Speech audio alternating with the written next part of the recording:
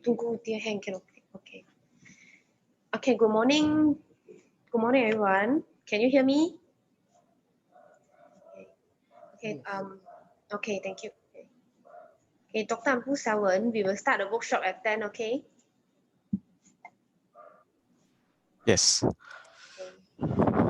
We also preparing the streaming to e-KLESF Facebook also. So currently it is setting up. Okay.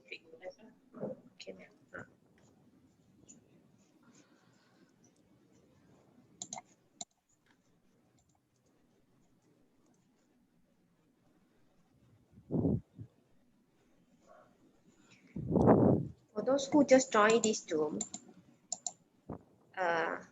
okay. Okay, now we are streaming this workshop to Facebook. Okay, it's 10 o'clock now, so we start our workshop.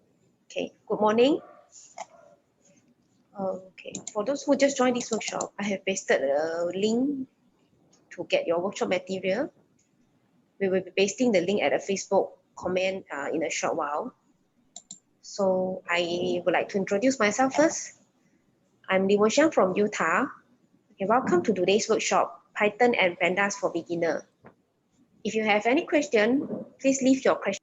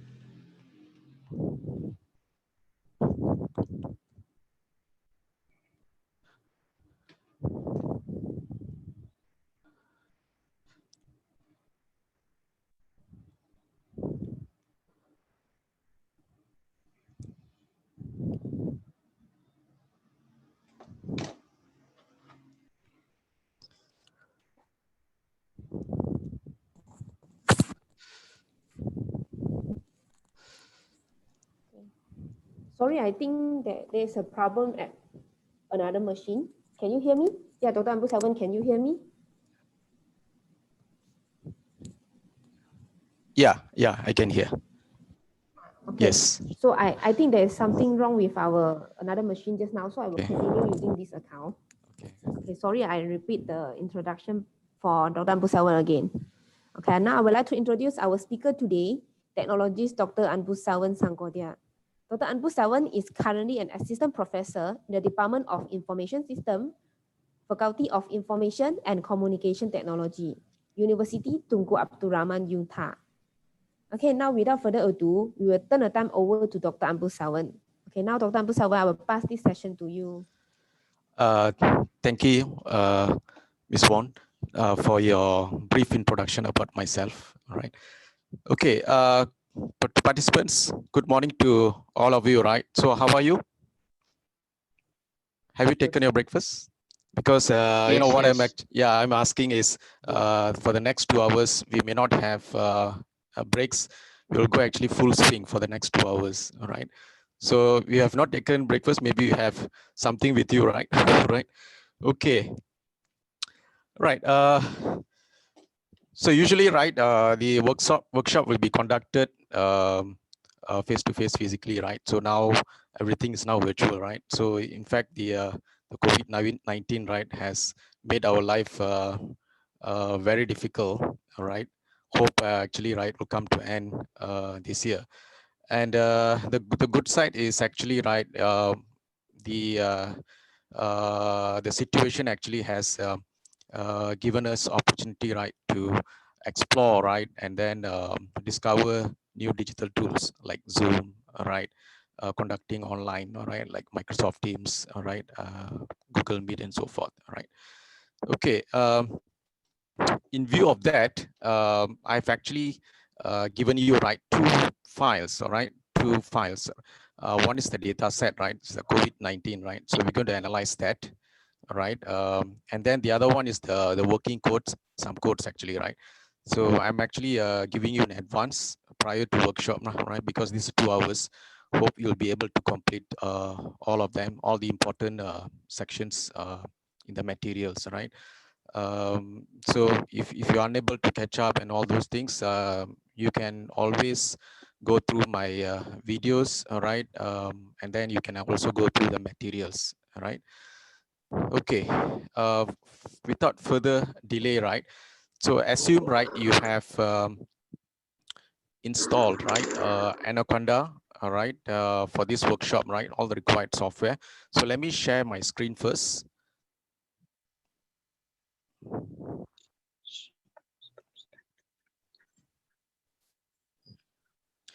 Right, are you able to see my screen? Yes. Kenna? Yes. Okay, all right.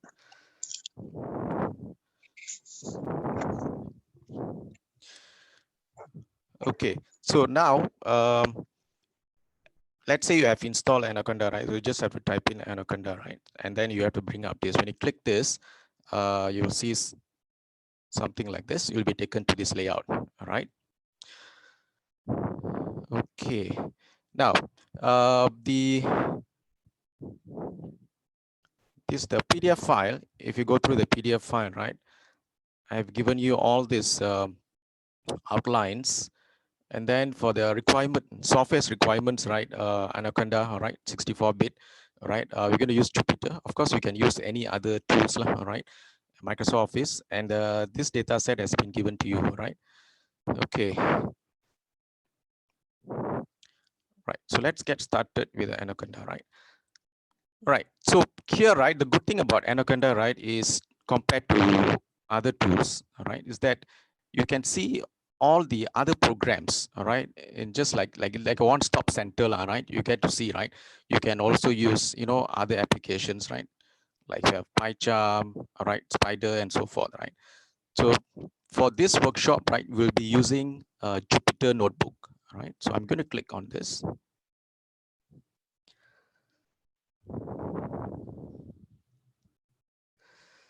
Okay, so now you'll see this layout, all right? Okay, so how to get started? So you'll see all these are files, all right? Files in your document, all right? In your PC, right? So I want to, you know, type in some codes, Python codes, all right? So what you can do here, right? Click new and then Python 3, all right? Okay, so you'll be seeing this layout. Okay, now the data set that I have given you, right? So can we just go through the data set? Okay, so if you want to use the data set that I provided to you, right? I think the COVID, right? I think it's about the COVID. Let me show you this file, right? Okay, this one actually I taken from the WHO, right? This is a free data set, right? You don't have to pay for anything, right? For in order to use this, right? So it's a free data set. But of course you can donate, right? So it's up to you. Okay, so this is already a kind of like summarized data, right? So if you look at here, we have a name, right? And then WHO region, right? They have their own specified regions, right? And then here you find you have the total, all right, total cases, all right, and then so forth, right? So you have several columns here. So now I want to use this in the Anaconda, right? So what you can do is you can always close this and then you can place it on the desktop anywhere, right? So I need to upload this. Okay. You can always click this upload, right? And then look for the data set. You can do that. So I have actually uploaded this. It's over here, right? COVID-19 global table data. So when I click this,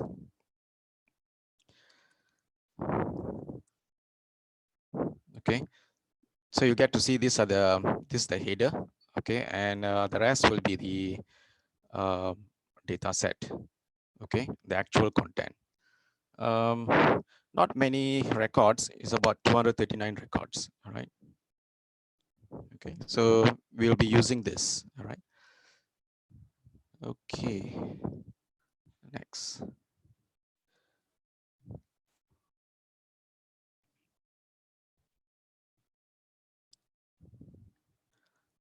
Right.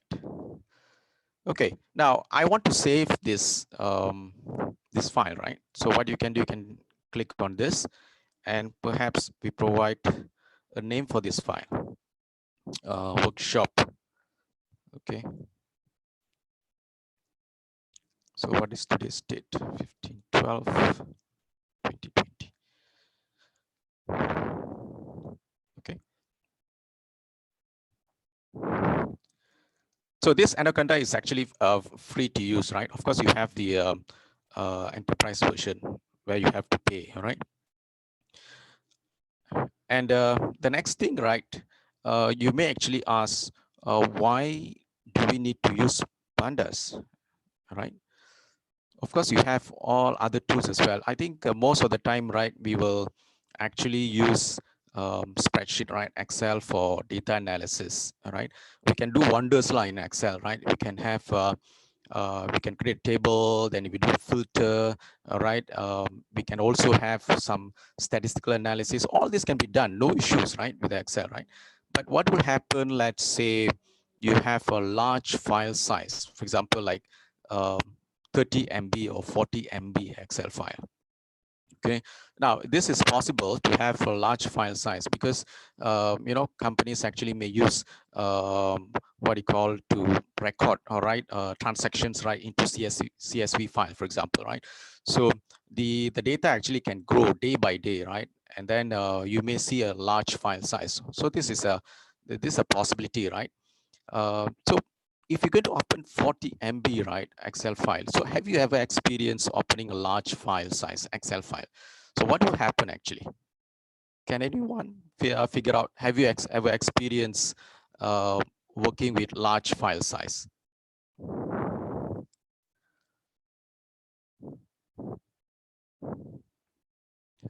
So what will you see, right? I mean, let's say you're opening a 20 or 30 MB, right, file size. It can be Excel or CSV, right? So the consequence is, all right, the consequence is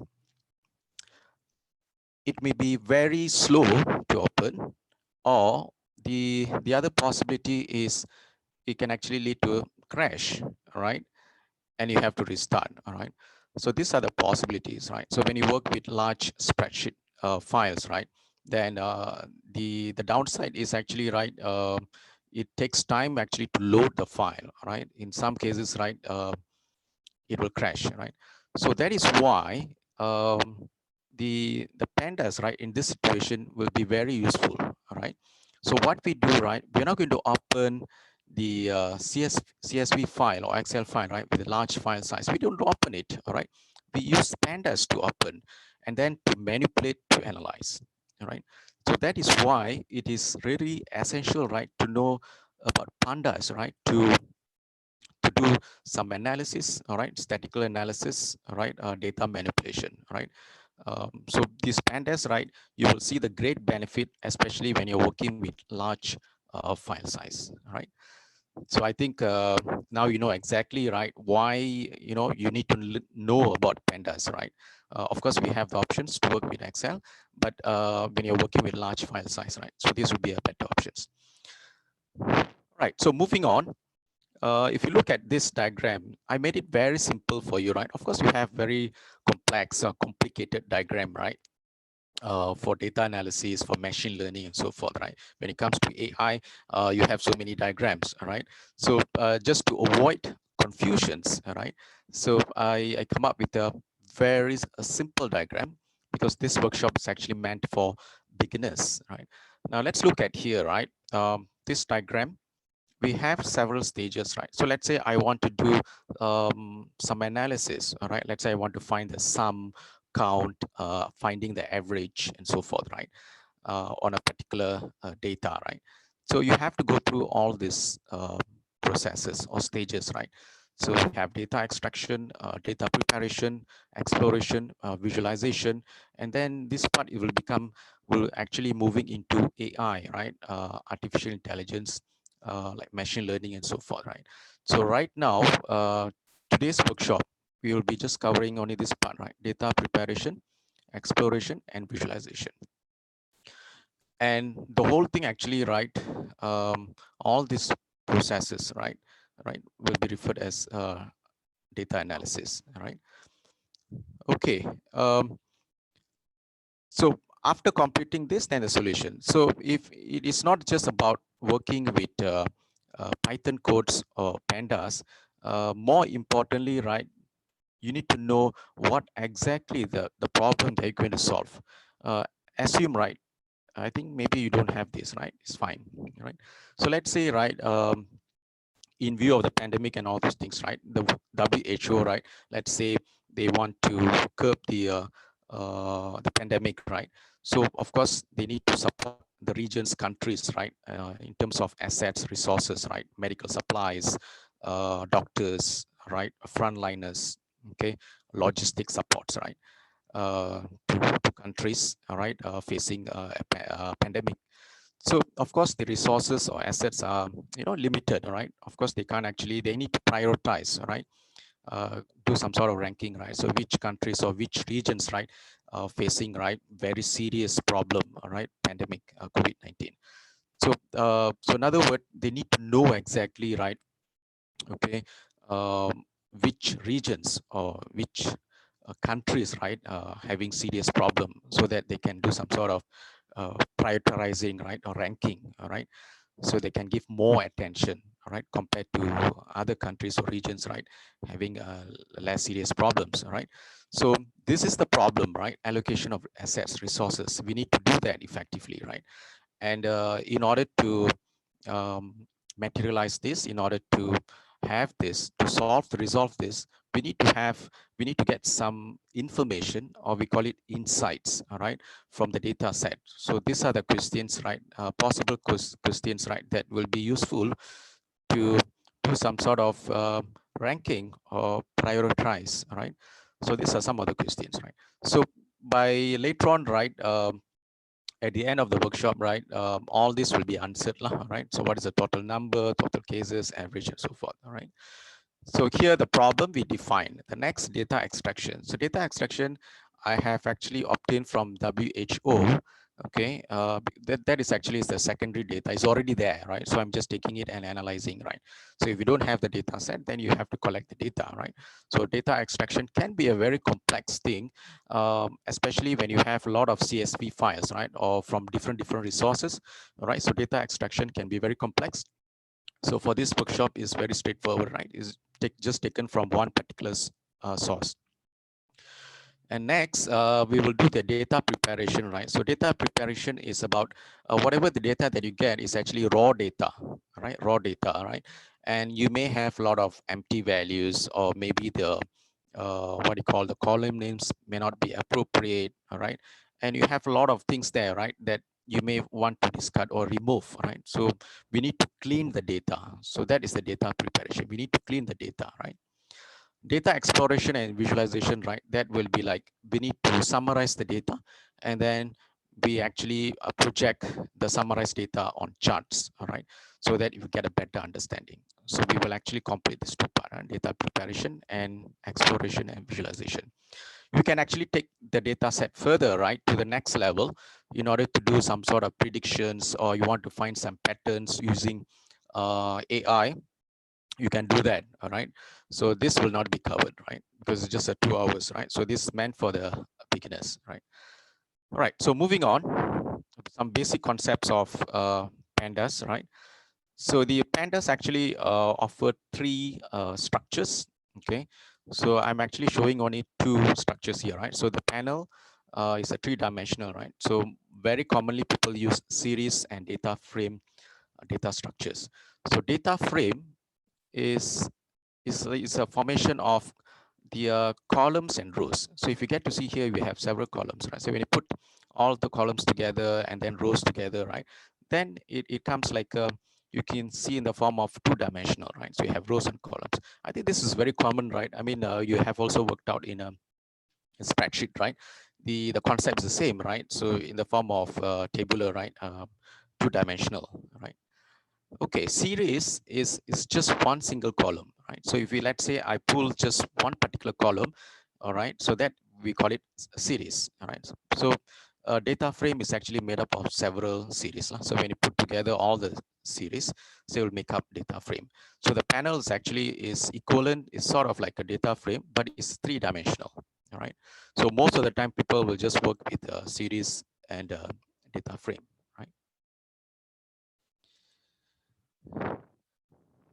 Okay, now moving on, next we will see how we can actually create a data frame, right? Now, the good thing about the Pandas is actually you can actually work with multiple resources. You can actually import CSV, SQL, Excel file, database, text files, right? So you can just import from various types of resources, all right? So that's a good thing about Pandas, right? Okay, now the next you may actually ask a question like this. Do I need to know about Python in order to use the Pandas, right? Yes, to some extent. You don't have to go into detail of Python, right? You don't need to know everything about the Python, right, in order to use Pandas. You just need to know the basics. For example, in Python, you just need to know what are the data structures, right? Like list, okay, tuple, all right, data dictionary, and the loops, all right? Of course, we don't need to know everything, right, in our life in order to be successful, right, in our life, right? So the same thing applies here, right? We don't need to know everything in Python in order to use Pandas, right? So you need to have some basics, all right, of Python in order to use Pandas. So right now, this is actually the Python code, all right? So I'm going to copy this, okay? So I'm going to create a data frame, okay? I'm going to create a data frame based on existing Python dictionary. So you may actually ask what exactly Python dictionary, right? So I'll explain shortly. Okay. So this is you find that this is a Python code, okay? So I want to um, actually create a data frame where you can see in the form of two-dimensional. Okay, so you get errors. Why? Because we need to import, right? So I need to import. I want to use Pandas, but I need to import this package.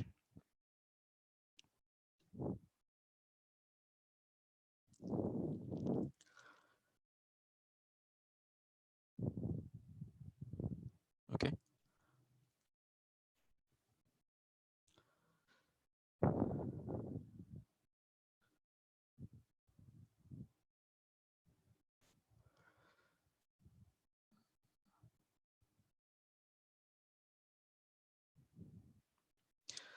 Okay, I think I'm having a problem in the machines. Let me just.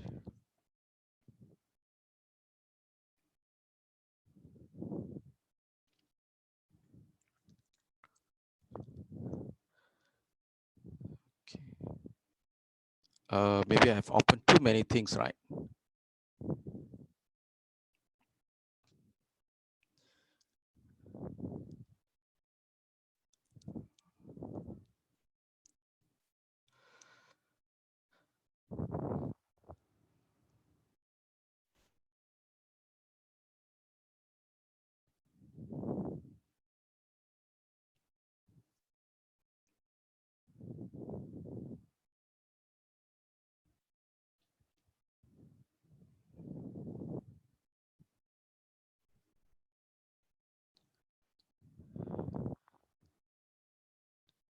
All right, so next, I'm gonna open this, launch.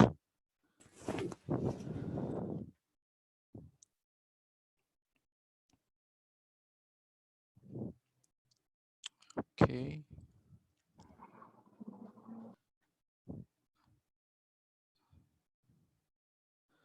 All right, so let me open this. Let me read all this.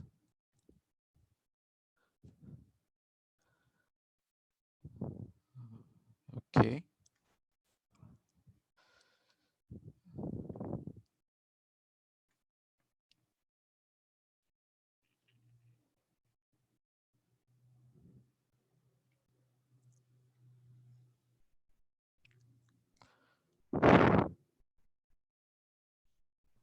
And df, all right, so when I run this, so you get to see this. Okay, so you find that this is the a Panda, actually a Python code, right? So I'll explain shortly, right, what exactly dictionary is, right? So this is actually is how the data frame will look like, right? So you have columns and then you have rows, right? So name. So this is the column name, right? We already place it here, name, and this is the age, right? So for the name, these are the names and the age. Okay, so in other words, we are actually converting the Python into data frame, and then we tend to display. Obviously, we can put the print like that, no issues. But some other tools, right, requires like PyCharm, you need to have print, right? We can also do this. Okay, but when you're working with Jupyter, not really required, right? So you don't have to. Okay, okay, moving on. Next, we also need to know about the list, all right, Python, right? So what exactly list, right? So list is like a basket, right? Consisting of elements. Like you remember when you have a basket, we can actually place some oranges, apples, fruits, right? So the concept is the same in the Python, right? So list is actually a collection of items, all right? So right now, I'm going to create. So you need to get familiar with this, all this basic Pythons, right? So I'm going to have list one. I'm going to create an empty list. Okay, list one. All right. So I'm going to have. Okay, so when you copy paste, right? Sometimes copy paste, right, will actually bring more problems, right? So this is the encoding problem, right? So you need to retype this. Okay. And 34. And I'm going to create one more list. This will be list two. Or I can just make it list two. And you have a different data sets. Let's look at here. Okay, so this.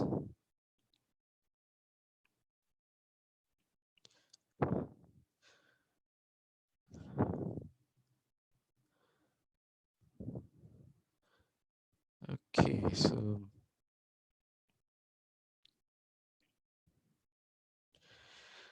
okay, so I have a record, something like this, right? This can be an ID, this person name, and the age, right? So I have two records. I need to put into this, all right? So maybe I can just give a name, perhaps list three, all right, for example, right? So now, so you'll see that, is it possible? Okay.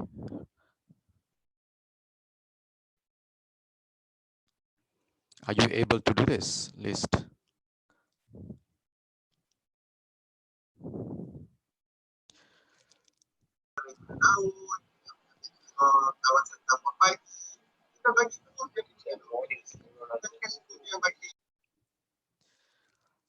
Okay.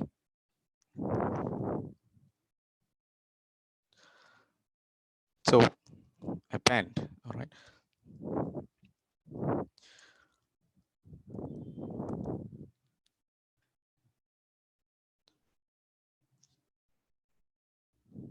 List one. Okay, so you get errors. Now, why do you actually get errors here? Okay. So I can add.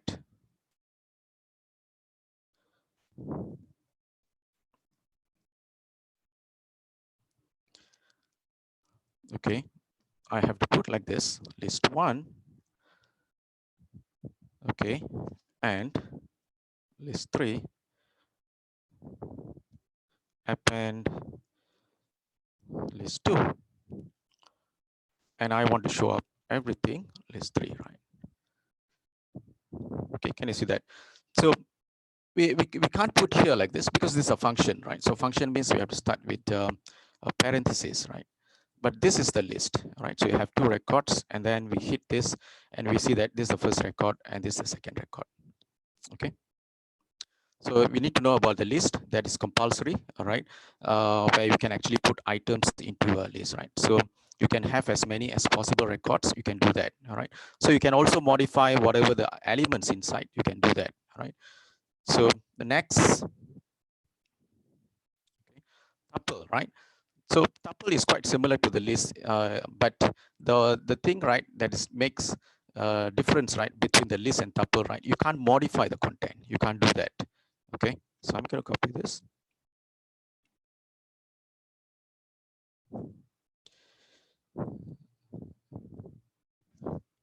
So for the tuple, right, when you say tuple means it should start with a parenthesis. A list means we start with a this is a bracket actually, right? So this is a parenthesis. So when I run this, okay, so you'll get to see this, right? Okay, but you're not actually allowed to modify inside. Okay, that is the concept of tuple, right? So normally we use tuple structure for retrieving purposes, not for modifying. So in real world. Okay, so the tuple is very fast data structure. If you want to access any contents or any elements, right, in the tuple, it'll be faster than list. List, you can modify things inside, right? Next structure that you're going to look at will be data dictionary. So I'm going to copy the entire thing.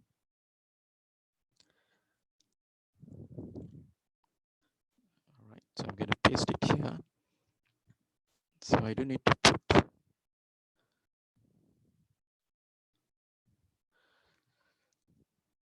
Okay. So what is the difference between the previous ones? All right, the tuple list, right? You get to see the this is, we call it an ID, right?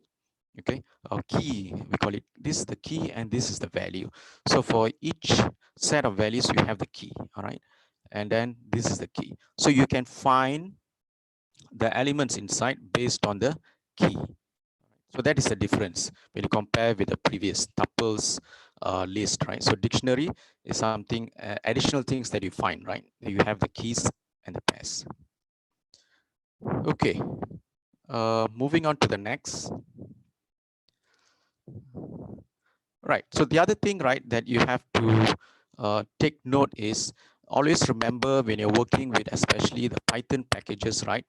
You need to know exactly, right, what or which version that you're currently working on. All right. So this is important because you know, this is always evolving the packages, right, from time to time. So if you're working with old packages, all right, some functions may not work properly, or let's say you're working with newer packages, then you need to know what are the features, right, available in the newer versions. All right, so this is important. So I'm going to run this. All right. Okay, MATLAB. Okay, so I need to put import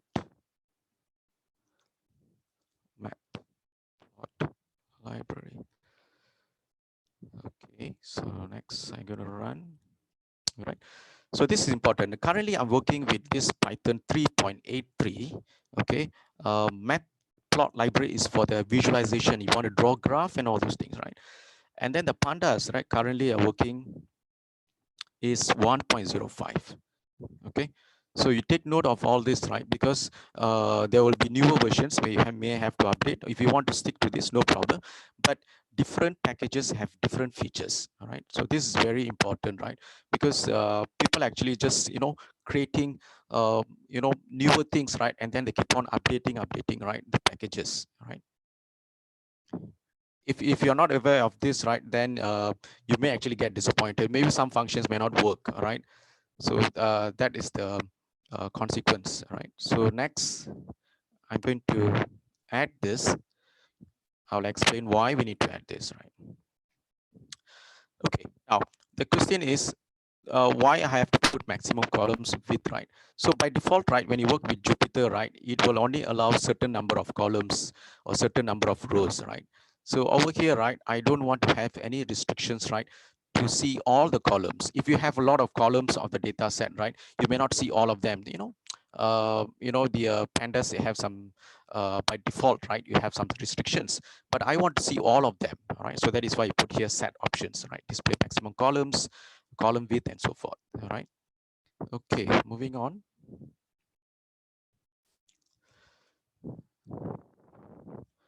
Okay, so now I'm going to import the data set, right?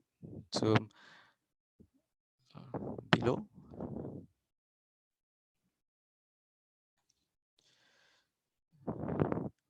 Okay, can you see that when you copy and paste, right?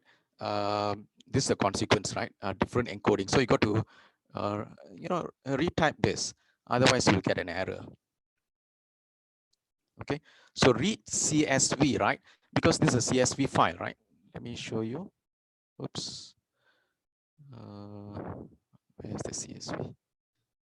Okay, yeah, right. Scroll down. My file is already here, .csv, right? It's already there. Okay, so in the Jupyter default folder, it's already there, right?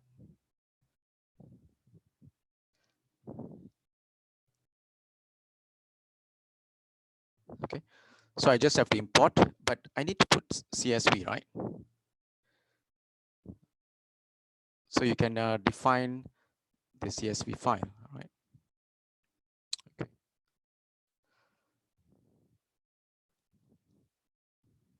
CSV and copy. Okay, so once you read CSV, right? So it's already in the form of data frame, all right? So if you want to prove this, I can always type in data, all right?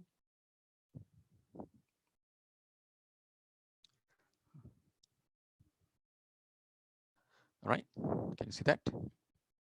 So it is already in the form of data frame. So when you use this function read, right, it's already converted into data frame. Now I want to use data set, all right? So I can always copy this. Okay, I want to use a different name. So I can always comment this. If you don't want to execute these codes, I can use data set. Okay, when you run, so you get to see this, right? Now you see you have several columns and rows, right? Okay, several columns and rows that you have, right?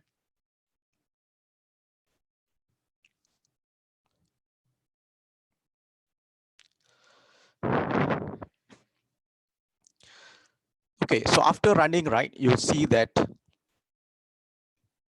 I have 237 records and I have several columns that I have, right? So the effect of this, when you put maximum columns, maximum rows, what will happen is you get to see all the records here, right? But of course, I also controlling here, right? 300, I can put more. So you get to see all the records, okay? And you get to see all the columns. So if you don't put this, all right, if you don't run this, you only see selected records by default, all right? So that is the purpose, all right? I'm running these codes. Okay, so next.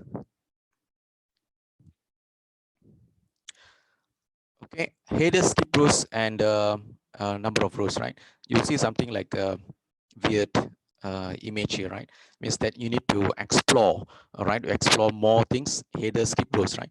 Now, the good thing about here, right, is I can, in some cases, right, you have a lot of columns and you have a lot of rows, okay, and you may have a lot of headers. I have the options, right? I can have the options here, right? When you want to import, I can only select selected columns, or you can limit number of rows, or you may have an option that I don't want to import the headers. I don't want to take these headers. I just want to have the content.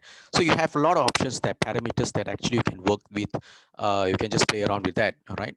So that is why you have here, right, the parameters. So you can just do some self-exploration, right? Headers, skip rows, and number of rows. You can do that, right? So right now we're going to take in everything, all right, all the headers and then all the rows. Now we need to investigate, right? Because as you know that when you have large data set, right, millions of records, or let's say thousands of records, right, we don't actually open the file, but instead we use pandas, right, to import and then place it in data frame, and then we will actually investigate, right, the size of data set, right, in the form of data frame, right? So I'm going to use this, some of the functions that we have. Okay, so I'm going to place it here. Okay, so you find that I want to investigate. I want to know exactly, right, how the data set look like. All right, so I know that by looking at this, I don't want to see all number of records yet, total number of records. So I know that, okay, I have these are the columns that I have. Then I have this type of records where you have numeric numbers. Then you have categories, all right, textual data. Okay, and then the last column is a textual. So you just want to have a glimpse, right, of the data set, right? When you put head, right, it will pick up the first 5. But if I want to see more records, right, all right, so you get to see 10 records there, right? Now this is by default, right? The pandas, right, will assign the index starting from 0, right? 0, right, up to the 9. So it's like 10 records, but starting index is 0. And what if I want to see from backwards, let's say tail. So you need to put tail and you run, you see from backwards, okay, in the reverse position, right? 237, all right? So you have the options as well. You can just put 10 as well, no issues, all right? So you get to see more records, right? So that is the purpose, right? At least you get a view, right? Overview of how the data set will look like. Okay, but I want to know more things. So this is about insight. Insights means you want to know more things about the data set. So I can have this function when I run. Okay, so you'll give you the description of the columns. So you show how many columns that you have. Okay, and whether this is textual. Textual automatically will set object. This is numeric. This is a floating point because we have decimal, right? So this is a numeric. Okay, this is a floating point, right? This the numeric, right? Without the floating point numbers, right? So we know that, okay, this is the numeric, and you have a floating point, then you have the textual, right? So all will be described here, okay? And I want to know more things, let's say, right? So I want to see how many records. This is always the popular thing that we use. Ship, right? So we know that we have 238 records and we have 11 columns all in, right? So number of columns, this number of records, number of columns, right? So number of rows, number of columns. So you have 11 columns in total, right? Including the 0, right? Okay, what about data set describe? Okay. So this gives you the statistical information about the data set, right? The mean, count, right? Cumulative, all right? Count, right? Is 2.38 means 02 means you have to times 100, right? So 2.38 times 100 becomes 238 records that you have, right? And then the mean, right? Standard deviation, minimum value, maximum value. This is a quartile, the 25%, 50%. So the system, right, will automatically, right, will apply the describe for only for the numeric columns, not for the textual by default describe. Okay. Yeah. Somebody raised hand, right? Yeah. Anything that you want to ask? Okay. Where do you put the CSV source file again? Can't import, right? So you can always go to here. I will show you here, right? Oops. Here, right? Okay. So you have the upload here, all right? Upload, and you can actually take it from anywhere, all right, from your PC, right? It can be desktop, can documents, right? Look for the destination file that you want to import, and that's it. All right, choose open, and you will see that the file will be uploaded right here. Okay, and then you can just perform, and then you just import. Yeah, all right. So you can just import like this. Okay, so you don't have to provide any path here, right? So right away you can put, because it's already in the Anaconda default folder. It's already there. All right, so you don't have to worry about that. Okay.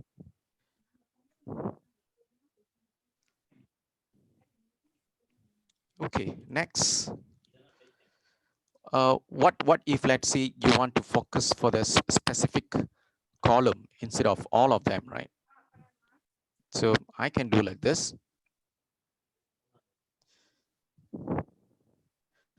Okay, so what is the column name, right? For example, describe, for example, region, right?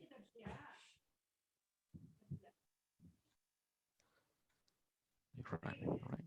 So describe. So the WHO region, right, does not have the numeric, but the statistical information that we can get is it will count. All right.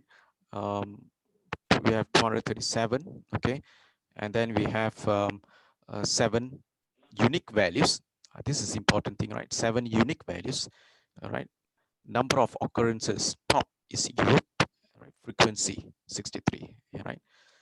So Europe actually, right, appears in the data set, right, 63 times. So that is why you'll pick up, it will show up this top, right, unique.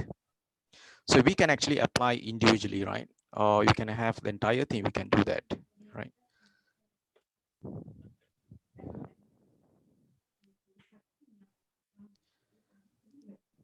Okay, so we can also count, we can use the count functions here, okay?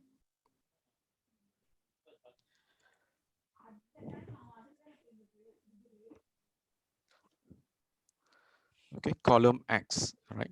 So now the column X, I can just use like this, who region, okay? So you find that if I put like value counts, right? So it will actually show up the occurrences, the frequency, Europe, how many times? 63 times in the data set, all right? Americas, how many times, all right? And so forth. So at least more or less we know the frequency of occurrence of each type of region here. So that is the purpose of value counts, okay? So over here, right, WHO region, right? You have several values here, right? So the Europe actually taking place several times, okay?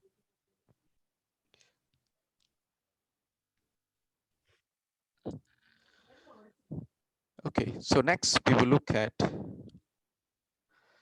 what if, okay, I don't want to see all of them, okay, 1, 2, 3, 4, 5, 6, 7, right? Okay, I don't want to see all of them, right? So maybe I'll just use only the, I want to see the top 3, for example. Okay, so you'll see that it starts the index from 0, right? So you only see the 3 counts, right? Not all of them, Europe, Americas, Africa, right? So if I want to see more, I can just put here 4, right? Okay, so you can control this, right? The viewing, right? By having this. So you see 4 records here, right? So the first index is 0, all right? And then 1, 2, 3, all right? So 0, 1, 2, 3, right? So if it is 5 means it will be 0, 1, 2, 3, 4. Index, maximum index is 4, right? Okay.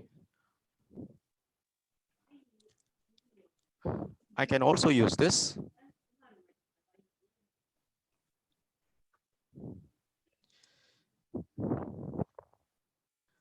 Describe, okay?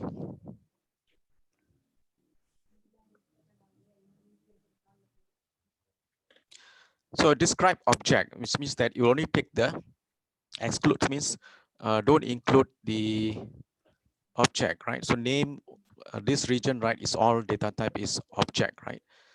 So I only want to see, right, with the numeric and decimal, right? So you will take the statistical analysis for only for numerics, right?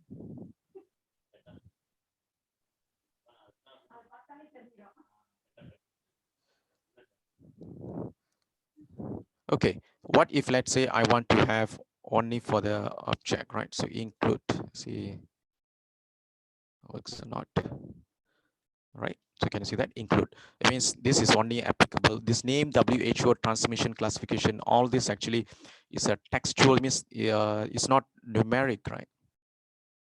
Okay, object, right? Textual information, all right? So I want to see only, I want to have statistical analysis only for the textual, then you can have include just object, all right? So you find the name WHO, right? So you will have the count, okay, unique values you will get to see. We have 6, top frequency, right? So these are the parameters that you can actually explore further, right? To limit, right, the information that you want to see. Okay, next move on to the handling data in data frame, right? Okay, now this we will actually move into data pre-processing, right? So we want to see whether there is any actually what we call this duplicated data or not. So let's go to the Anaconda. Okay. Oops. Right.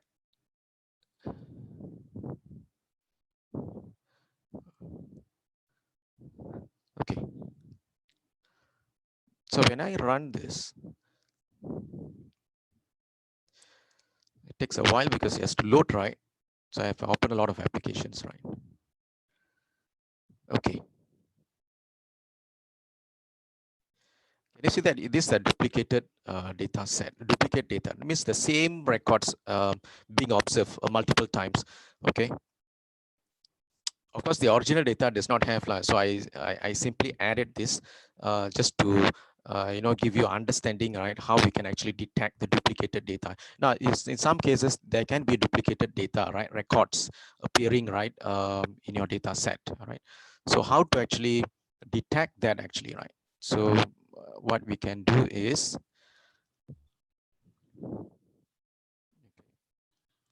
I want to see the duplicated data based on the name, right? So we can always go here. Okay, name. Again, you have to retype. So I want to find out, okay, I want to display, right, the duplicated records. Okay, I run this. Well, you see, can you see this is duplicated data, right? 234, 235, right, appearing 2 times. 236, 237, right, record appearing 2 times. So I want to detect the duplicated record based on the name actually. So that is why I pass the name. In fact, you can also put like this, no issues, right? Okay, name, right, no issues. And I can comment this. Okay, so you get to see the same thing. But what if, let's say, right, I want to find record, duplicated record based on several columns, all right? So then you need to use the list, right? So can you see that how the Python comes into the pandas, right? All right, you can add more, actually, you can do that based on not only name, maybe other columns as well. You can do that. Okay, so knowing that we have a duplicated data, right? So how to handle this? We need to get rid of the duplicated records, right? So we'll go to the next. Okay, so I'm going to use the drop here.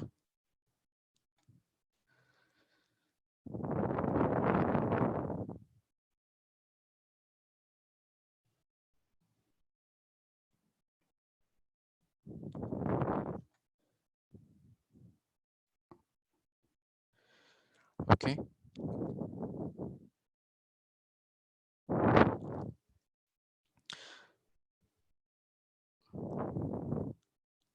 So this is a duplicated, all right? So I don't need this duplicated.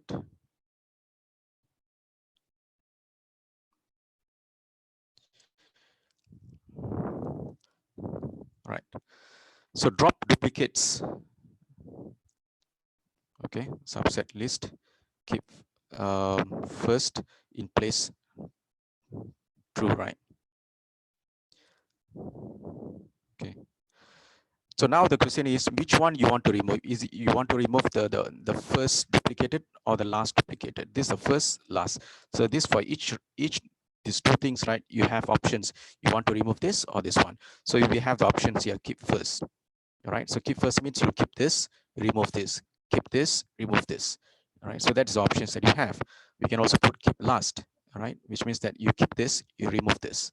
Okay. So now I'm going to run this. In place means, right, you will make permanent change in the data set.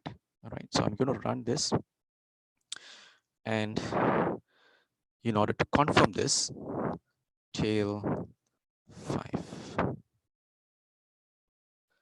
Can you see that? It's no more there, right? It's no more there. Okay, it's no more there, right? We have removed, but you have another problem there, right? The things that you have dropped, right, records. Okay, the index may not be in sequence anymore because you have dropped the thing, right? So the index may be actually jumbled up. It will jump to the next. For example, like can you see that 233, right? Where's 235? It's no more there, right? So it is not proper, right? We need to have in sequence the index 231, 232, 233, 234, 235, 236. So how to do that? That is why we need to reset the index.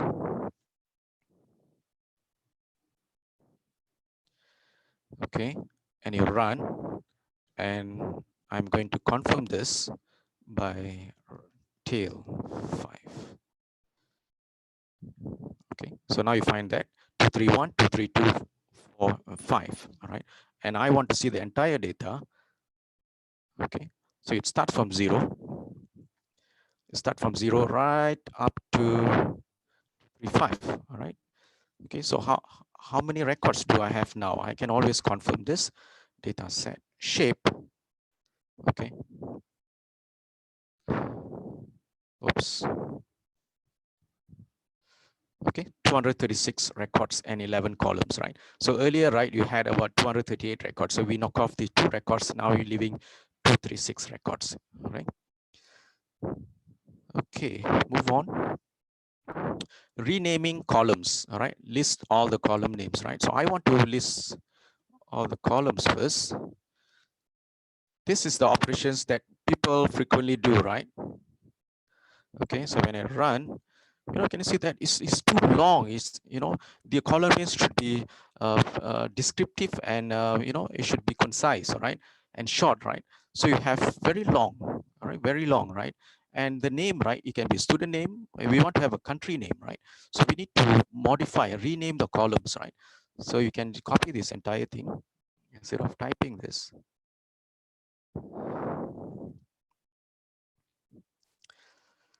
Be careful actually when you copy and paste, right? Okay. So I didn't need this, and I got to remove this additional thing, all right? Okay, now you will see some weird things here, right? Name, and you find that it is not in rate, right? Means encoding problem. So you just need to retype, that's all.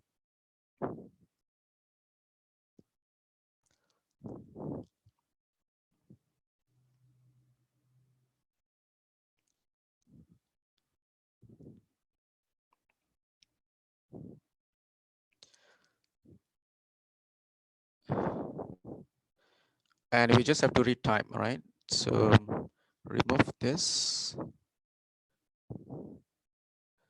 This total case per 1 million, right? Okay. And remove, and remove.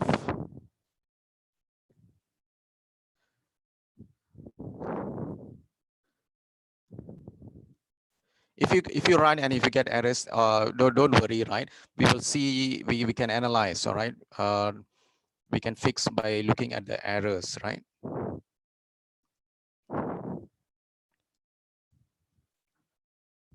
Total debts.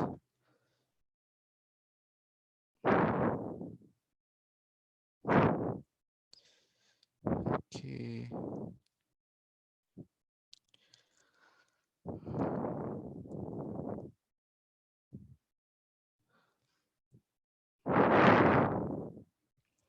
And what options do we have instead of doing this?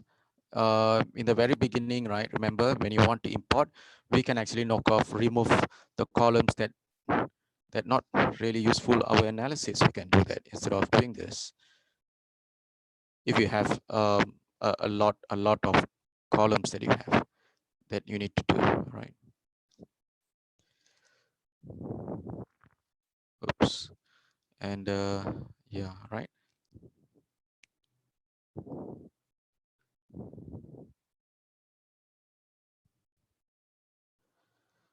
Okay. Any more?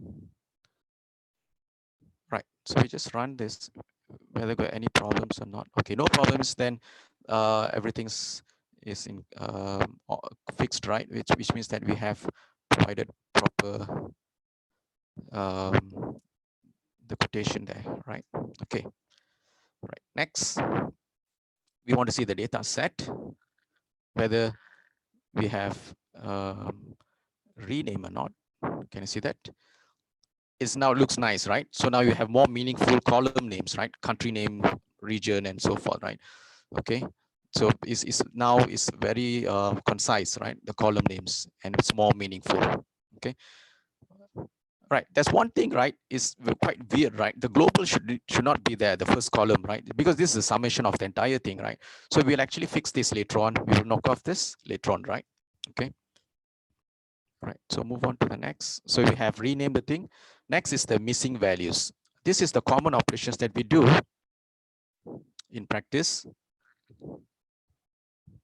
We want to find, right? So can you see that you have some missing values, right? Can you see that? NaN means missing values, not there, right? Missing values, right?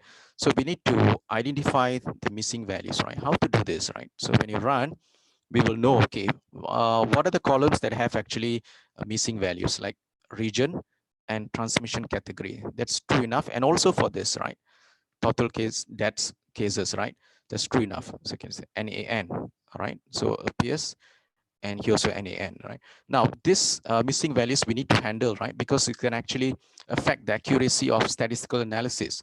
So we need to find a way, right, to replace the values with maybe can be any other values if it is numeric.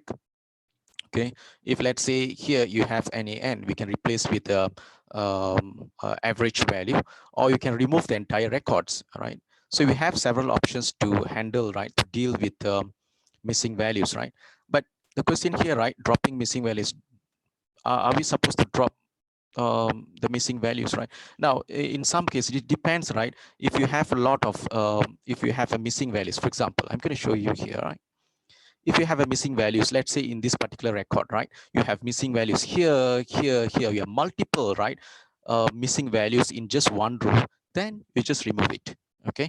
But if you have like one missing value, all right, in numeric, I don't think I want to remove that, because that could be a very crucial information, right? That may actually contribute, right, to the objective, right, of your analysis.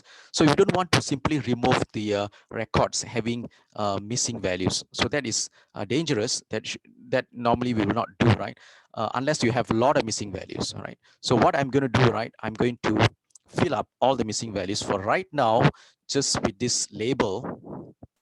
Okay.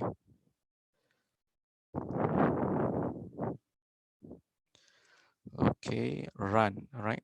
So done. So now data set. Can you see that? There's no more missing values, right? So I just label it with a different name, right? Unknown. Okay, unknown, right? Okay, so later on we will handle all this, the unknown things. So instead of dropping, right? So I just fill up with something else, all right? So later on we will handle that, okay?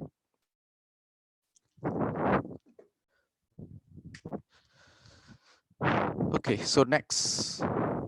So take note that that's how actually we will handle the missing values, right? Okay, next, about the index, right? So we want to see what is the current index. The index is here, right? So the Pandas automatically will place this 0, right? Okay, so when you run this, so we know that it starts from 0, right? It stops 236, right? And step 1 means that increment by 1, 1, 2, 3, 4, right? So it's increment by 1, right? So I want to change the index, right? So by default, this will be the index, right? I want to change to country name as the index, right? So how to do that, right? So instead of numbers, it's easier to identify the record based on the unique name here. So the country name is already unique, right? So I want to find something based on the country name. So you can always change the index, right? So I'll have this.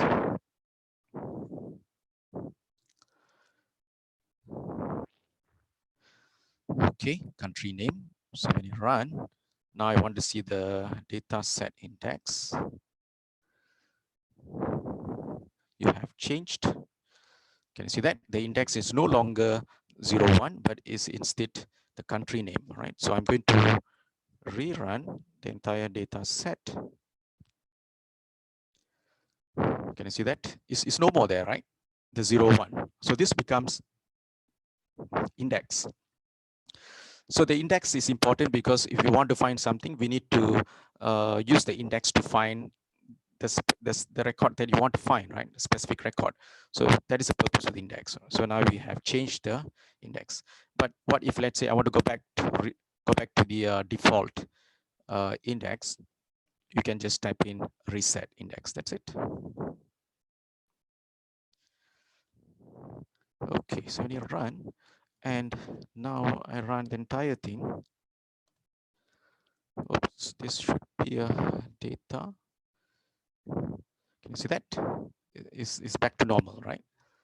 Okay, 0, 1 and all this. So this is no more index. So this is the index. Okay. Right, moving on. Next, add rows. So how are you going to add actually rows into data frame, right? So let's say I want to add new data row. So I can copy this. I'm adding a new data row.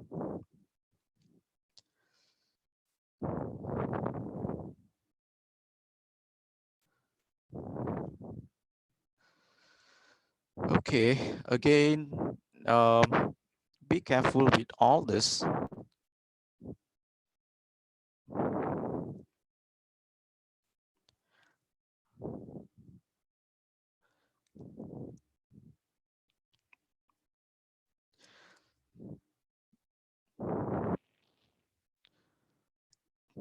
So if you have a lot of records that you want to insert, so what we do is we will use the Python, all right, list or dictionary, right, that contains records, and then we just dump it into the data frame, all right.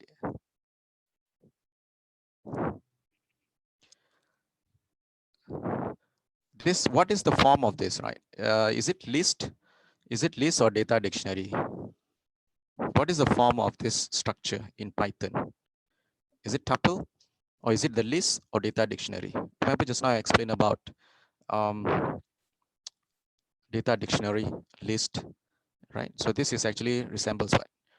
It's actually data dictionary, right? Okay. So you have the key and the value, right?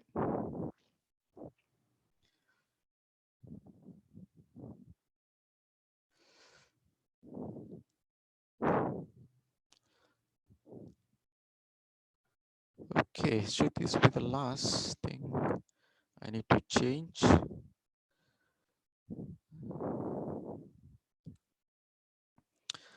Right, so let's run this, whether you have any errors. No errors, okay, fine. Then move on to the next.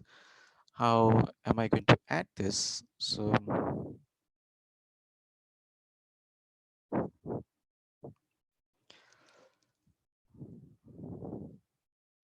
oops.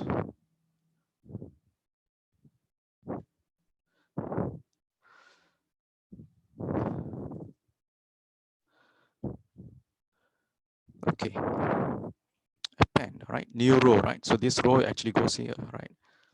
Okay, so let's scroll down.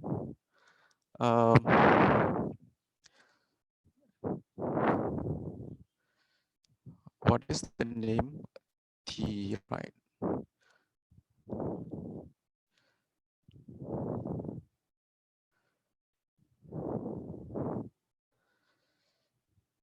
Right, so can you see that is added, right? Okay, but I have duplicated data here, right? Okay, 234, 236, all right? Okay, so never mind for the demonstration, right? We just leave it as it is, right? Okay.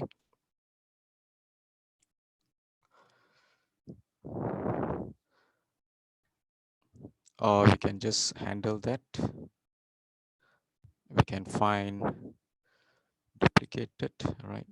So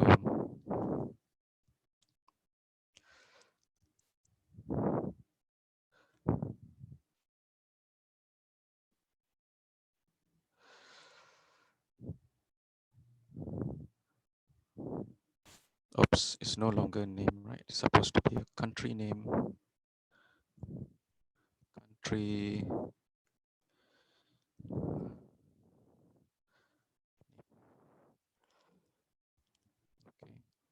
So I can knock off this.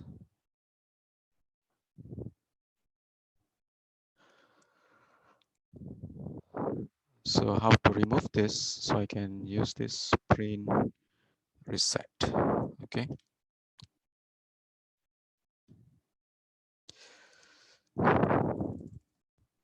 And I remove this. Supposed to be a country name.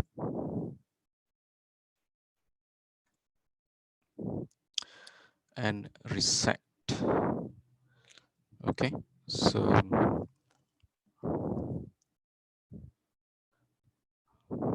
oops, I need to put this. Okay, so now data set.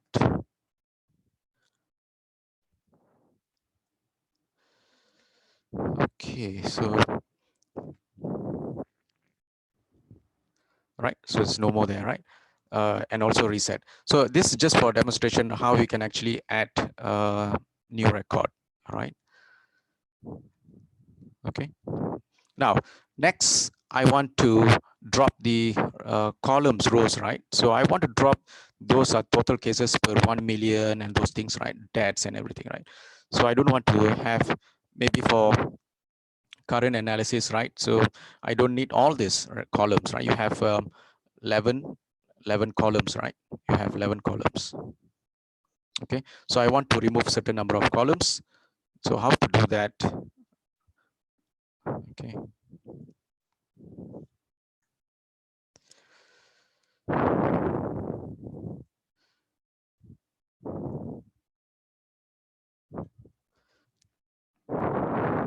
I want to remove this total cases last 7 days. All right, so 4 columns, I'm going to drop it, right? So when I run this, and we can always confirm this by typing shape instead of displaying all the data, right? Can you see that you have only 7 columns? So I knock off 4 columns, I remove 4 columns. So now you have 7 columns. The total number of records remain at 236, right? Okay, now we come back to here, right? We need to solve this global unknown, right? So how are we going to solve this? I need to find out which column has unknown values, right? So I can simply run this. I want to find out whether any columns have unknown values, right? So I can just type in here. So can you see that it shows that, okay, WHO, right? True means it has unknown, and the transmission category here, right? Unknown, it has, but it doesn't show how many, right? Unknowns, right? Just we want to know, right, whether there is any unknown value or not. So we can confirm that we have 2 columns having unknown values, right? So we will remove that. Okay. So we need to confirm that we want to find the records now having unknown values. Okay, so we know that this is the unknown, right? Can you see that unknown, unknown, right? So we can confirm that. And I want to delete this, drop this, right? You may actually ask why I need to have 2 lines here. So I'm going to explain this. Okay, now why I need to do this, right? Because you never know, right? For this case, only have 1 record unknown. If you have a lot of records having unknown, right? Then you're going to be troublesome. You're going to drop one by one. It's going to be very difficult. So what I'm going to do is I'm going to take all the indexes on the left-hand side, right? All the indexes having unknown values, right? So that is why index to list, right? So this is a Python code. And we'll take all the indexes having unknown values, and then we supply to the drop here. You can see that index to drop. That's it. Axis 0 means we want to drop the columns, not the columns, is the rows. If you put here 1, it means you are dropping the columns. If you put 0 means axis is representing rows. Okay, in place means to permanently change the data set. So now I'm going to run this. Okay, and to confirm this,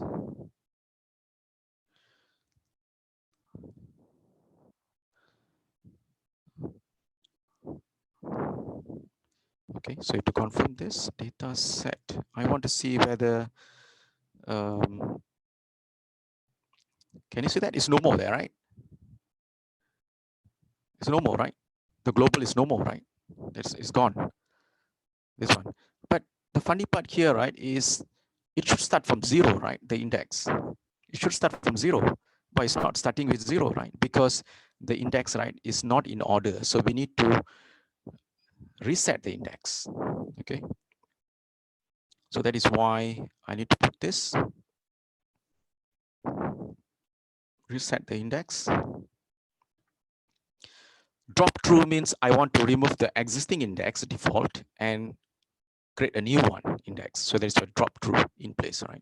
So when I run this, and again, data set, can you see that? It starts from 0 now. So it's now is organized, right? 0 right up to 3, 4, right? Okay, next, how to add new column, okay? How to add new column into the data frame, right? So I can always do this.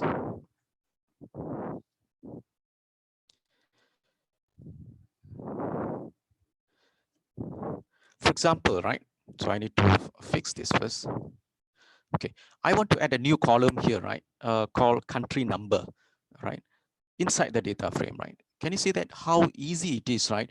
If you're going to use like spreadsheet, right? You have to pull the columns, you have to create the columns, and then you're going to type in. Can you see that how easy it is, right, to do in Pandas? You just have to put what the column name and what will be the value, data set index plus 1, which means that it will take the value of this, okay, 0 plus 1, 1 plus 1. So you take the values of this, right, to form the values for the column number, right? So when I run this, okay, so we look at here, okay, can you see that? Starts from 1, all right, 0 plus 1, all right, so increment. So that's how easy it is, right, to add column. But the problem here, right, is actually sitting at the last column, right, at the last place, right, in the data frame. So I want to move to the front, all right, in front of the country name, right? So what we can do is we can add this.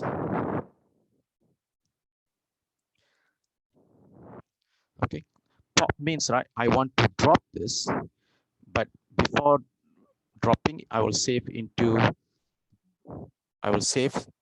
the entire thing into COL. It can be any name. And after that, I'll insert the new, this column in front here. 0 means in front, starts from 0. So every column starts from 0, right? Just like how for the row as well. So when I run this, when I run data set, okay, can you see that? It's now here, right? Is actually in front of the country name. So the column actually starts from 0, 1, 2, and so forth, right? So that is why I provided this. Okay, Now I want to also drop, right, the rows that having total cases, total deaths 0, right? So I want to drop this as well.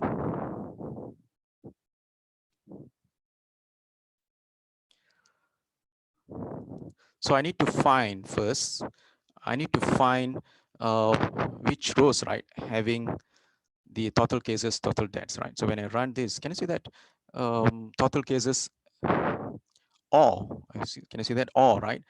Means it can be 0 for here or here, right? So when I put both, right, like this, means both should be 0, right? Can you see that? Both will be 0, 0. Okay. So it depends, right? So I may want to drop all of them, or maybe just for cases where total cases both like 0 and 0, right? You can do that. So we know that, right? So what if shape? Can you see that? 15 records, right? 15 records having 0 and 0, both, and 8 columns, right? Because we added additional column here, right? So we know that the 15 records, right, we need to remove. So how to remove this? We go back to the file, right? So in order to drop this, we can just use this drop. Okay, so we can take all this data set. Okay, index to list, right? So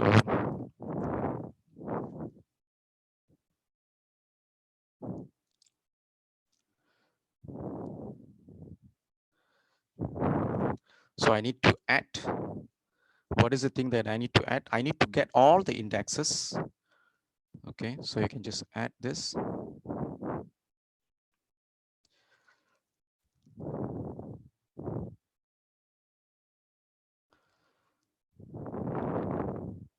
And I can just put X. Okay, data set. And I run. Perhaps I just want to see. Okay. So these are the indexes that will be dropped. Okay. So next, I got the indexes.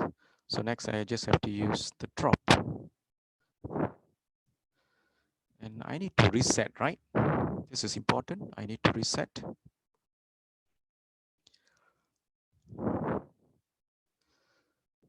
Okay, indexes to drop will be X. Okay,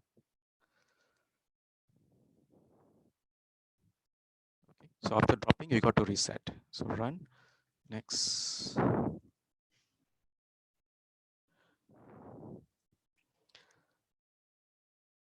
Confirm this by executing this.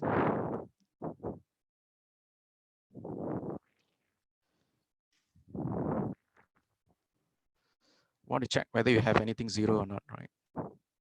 Can you see that? It's no more. That's why it doesn't show up. All right. So we have removed the total cases, total deaths. But if you really want to confirm again, right? So we can always use the shape. Okay. Shape. We have removed a lot of records actually. Initially 236, right? Now it's down to 197 and 8 columns. It's fine. Okay. All right, so let's say, right, you want to update the data, all right? So if you want to update the data, we can use this. Oops. So before that, I want to see specific record that I want to update, right?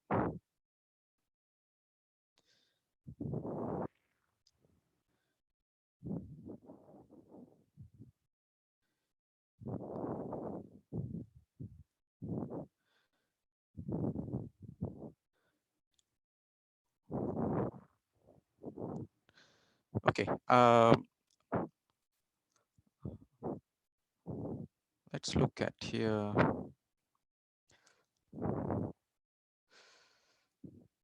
All right, so can you see that 63, right? 63. So after removing, right, let's say I want to change, this is quite long, right, the country name, right? So maybe I want to shorten it, right? So I need to find the index. So instead of 220, right, so I target the 63, all right? So instead of having this 220, right, it's supposed to be 63.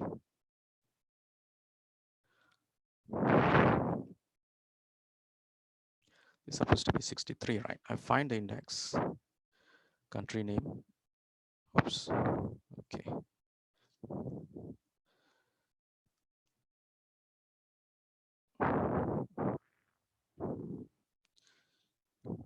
Oops, country name, I need to put this.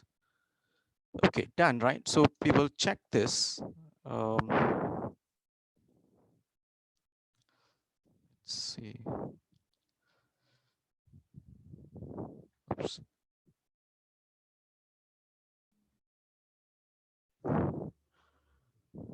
$63. Okay. Can you see that?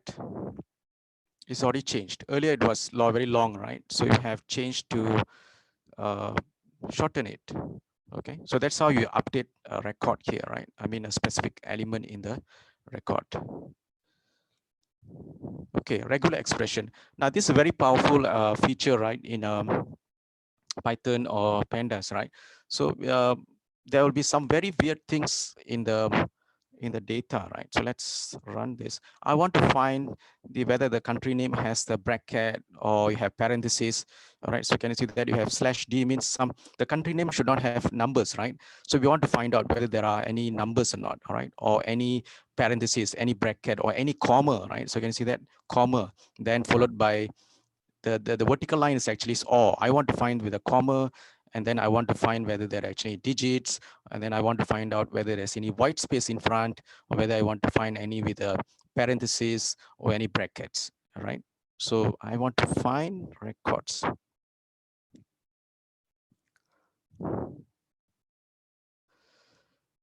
Okay, so when I run, can you see that you have very weird thing here, right?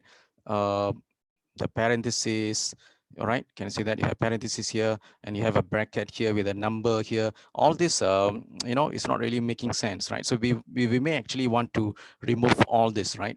The brackets and everything, right? So what we can do is, we know that you have parentheses, you have brackets, you have integers, right? So we can remove this. Okay, I want to remove parentheses. All right, so okay, so replace the parentheses with empty. All right. Okay, replace the parentheses with the empty value. This is so you can find in the Excel, right? Replace and then find. It's the same concept here.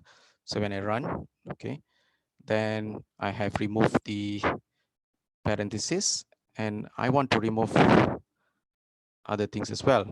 Okay, remove comma because I can find the comma in the data set.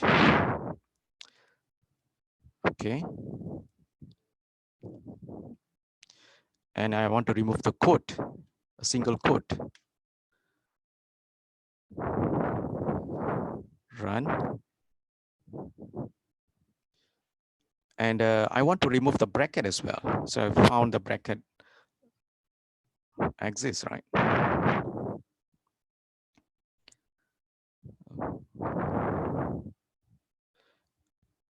And the last digits with a country with the digits, right? So I want to remove.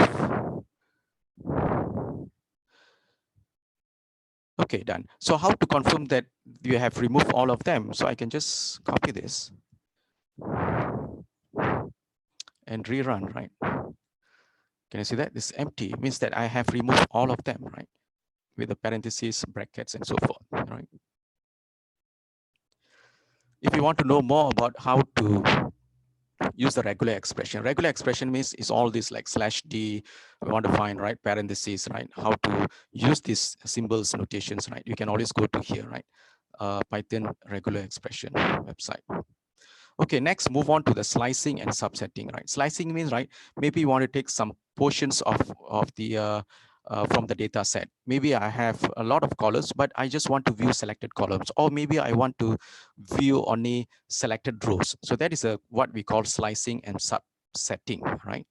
So let's run this. I want to view only 2 columns, country number, country name, right? Okay, can you see that? This is slicing, we call it. We take only certain portions from the data set, all right? And then we show up, right? So the head means, right, it will take by default 5 records, okay? What if, let's say, I want to slice rows? This is slice columns, right? Slice rows. We need to use start and stop the index here. So let's I want to start from 0.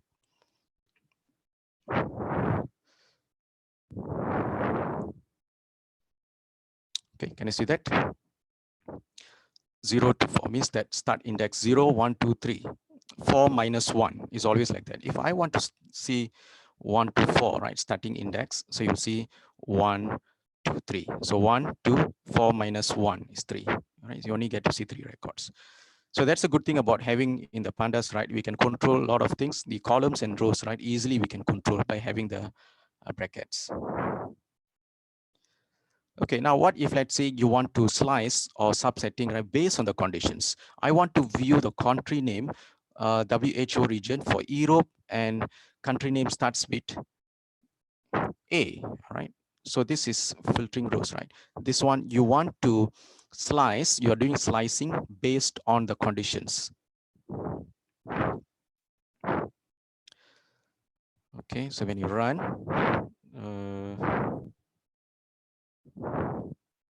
country,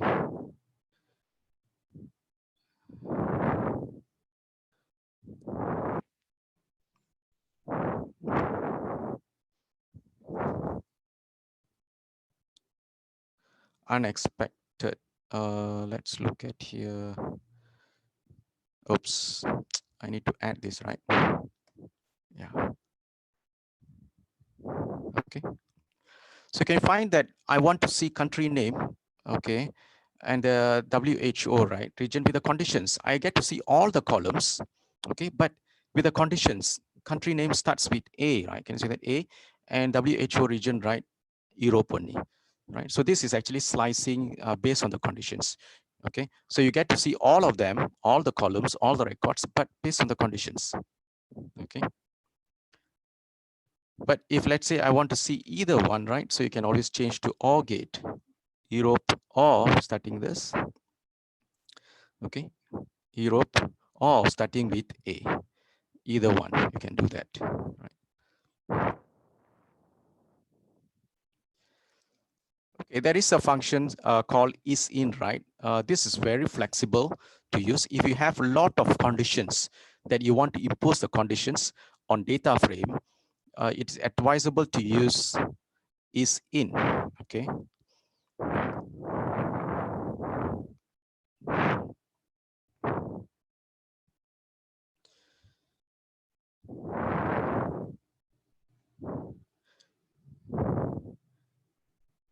Right, so I'll go down. Okay, cluster is in, right?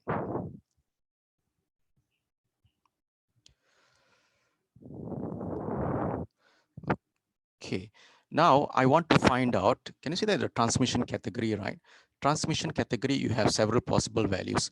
Cluster of cases, you have community transmission, right? So transmission category means that how the virus, COVID-19 virus, right, is actually being spread, okay? To people, right? You have several categories here. So let's say I'm only interested to know cluster of cases, right? Cluster of cases. So I want to find out transmission category only for cluster of cases and WHO region for Europe. All right. So when you run, okay, so you'll get to see here, right?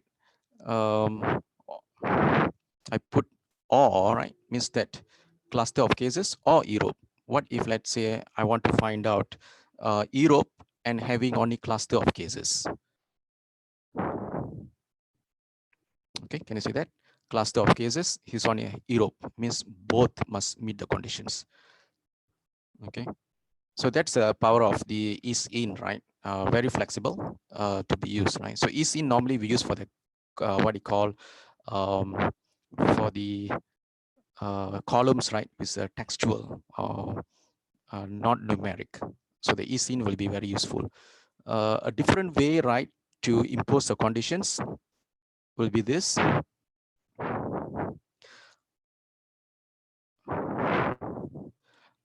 Filter one, I mean, you can put any name that you like. You can put X, Y, also no issue, right? So the same way, right? But this is more flexible. If you have a lot of conditions, then you create a condition 1. This is condition 2, condition 3, and then we just have to add in here.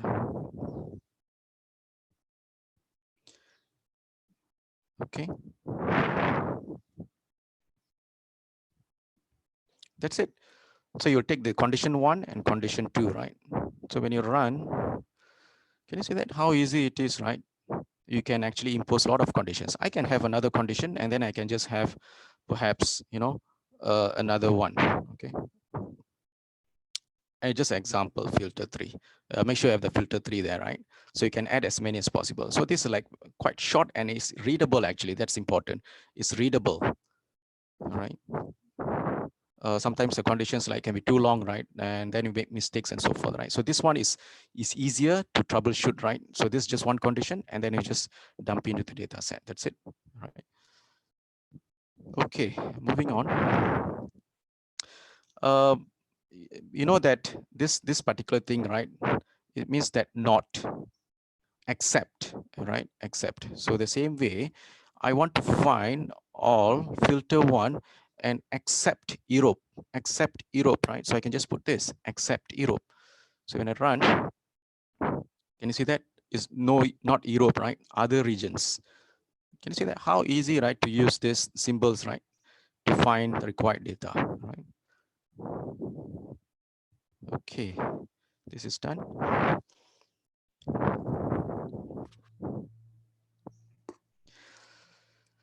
Okay, next will be filter labels. Okay, this one is just for information, right? So if we have time, we'll come back to this, right? So let's say, let's just try this. Okay, filter. There's a function called filter. Okay, I remove this and okay. Now, if we have so many, right? So this filter, right? This kind of situation will be useful, especially when you have a lot of columns, right? And you want to find out columns only, you want to display only country name, a country number and country name, right? So when you run this, you know, this is another way, right? To see only required columns, you can do that, all right? So filter items, right, is applicable for the columns here. But what if, let's say for the rows, I can use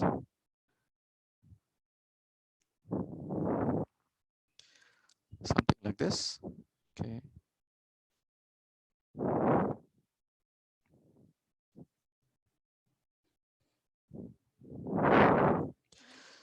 All right, let's run this. Can you see that axis 0? When you put axis 0 means it will target the rows. So like 1, 1. So you'll see all with the index 1, 1. At least you have 1, 1, right? Correct. So you'll bring up that actually. It will actually display the selected records matching with this. Right. So the filter, right, applies for the index and the columns. All right, so moving on to the next, slicing data frame using location and index location. This is very popular. People actually using this kind of features, right? Location, index location, right? For slicing, all right? So let's try this now.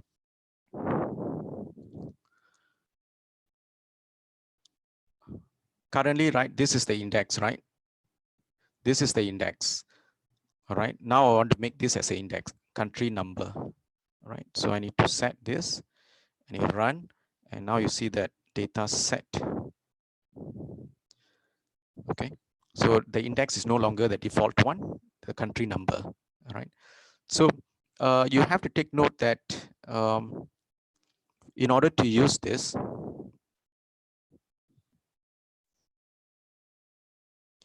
in order to use the LOC, right? This is, we call it label-based indexing. Label-based means this is label-based. This label-based, this is label-based. You can make any label, right, as an index. So the LOC, right, works for the labels, the column labels. So I'm making this as a index because it's a label, right? Not the default one. Okay, so now I can find records.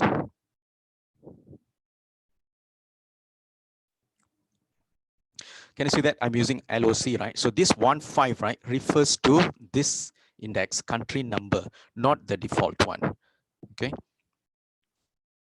So it's selected, right? So 1, 2, 5, 1 and 5. Okay.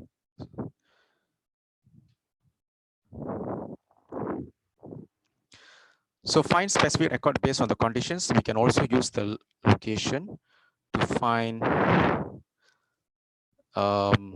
We also can impose the conditions, right? I want to find total cases more than 160,000. Okay. Okay. So this one displays only one column. You can add more column that you want to see. This is the conditions that you're applying. So over here, right, you'll get to see all the numbers should be more than 160,000. Okay. You can add more here, right? Total cases, more this, and then you can add more conditions. This is an example of you can add more conditions and then more columns. Okay.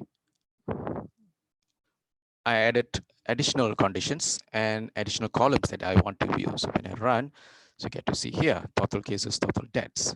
Okay. But meeting these conditions.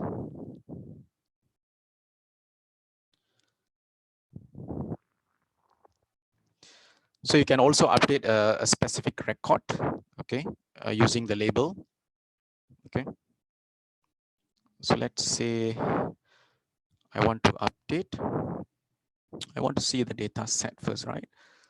Okay. Let me run again.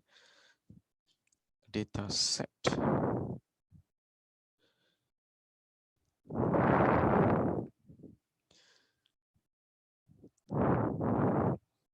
Okay.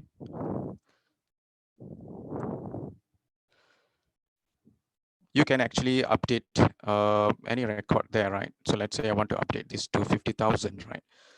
So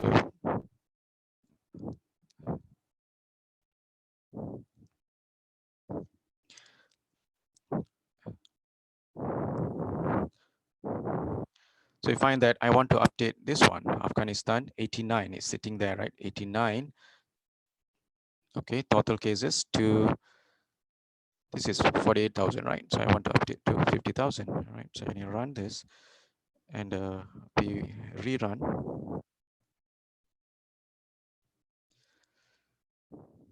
Okay, so you will see the information has been updated. Okay, can you see that? It's already updated, right? Okay, we can also do the drop. Index location, right, means that we cannot use the labels, I mean the columns. We need to reset to the default index. So I need to reset to default index.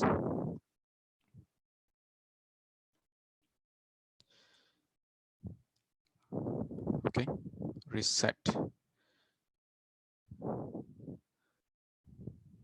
And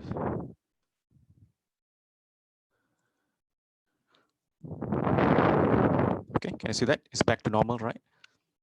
Okay. So you have 0 right up to here.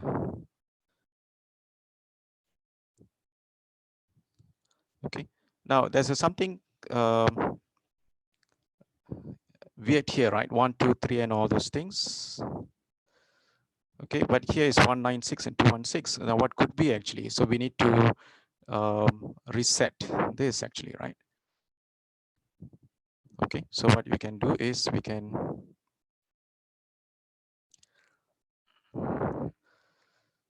I can go back here, follow the index.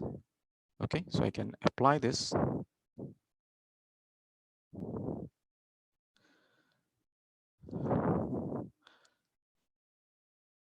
Run and data set. Okay, so yeah, right. So 196. So it's now like matching, right?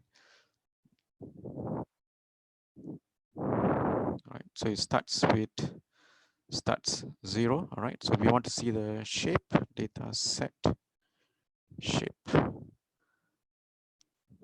Okay. So it's 197.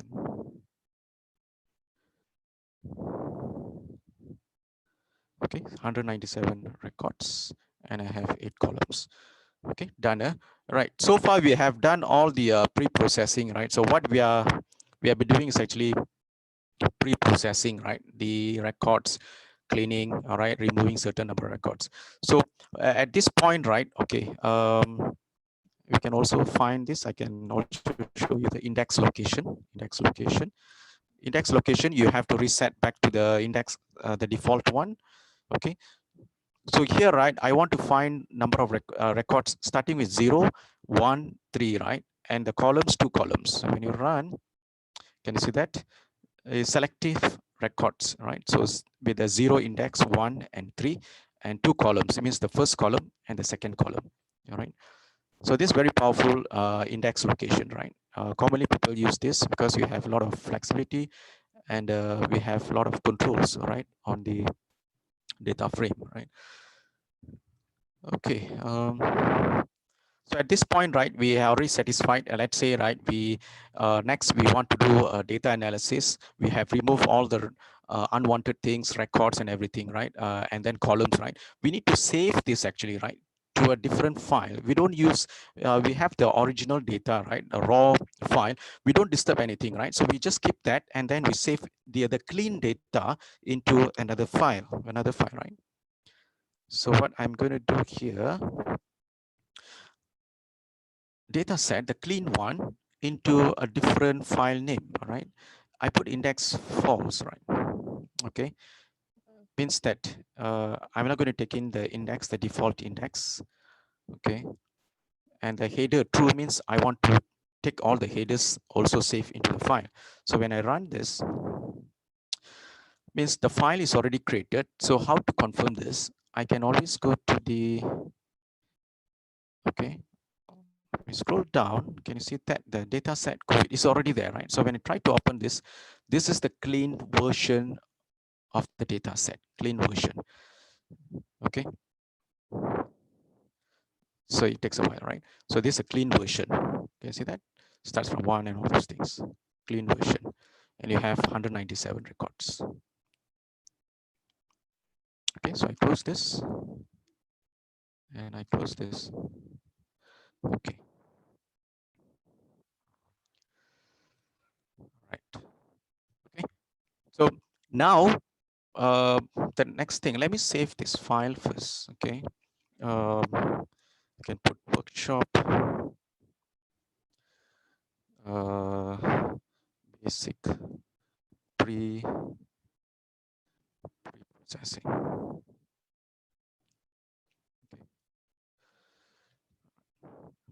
So at this point, right, at this point, you have completed all the basic pre-processing. Okay. And next, we will do the aggregation or summarizing the data. Okay, so the next one, data summarization, all right, sorting, grouping, okay, crosstab, pivot, right, and all this. So I'm going to open up another file. Okay, so this is done, right? So log out. Yes. Okay, and over here, right, I'm going to create a new one.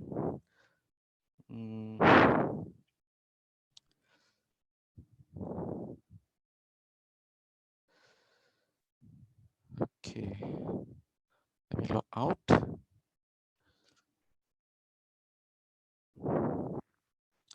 Launch. Okay, so I'm going to create a new one. Right. So what should I give the name for this? This one I can put workshop um, summary, something like that. Or we can put analysis. Okay. Right. So now, right now, I need to get the files from here, data set COVID, right? For me to work on, right? So what I can do here. So how to read the file?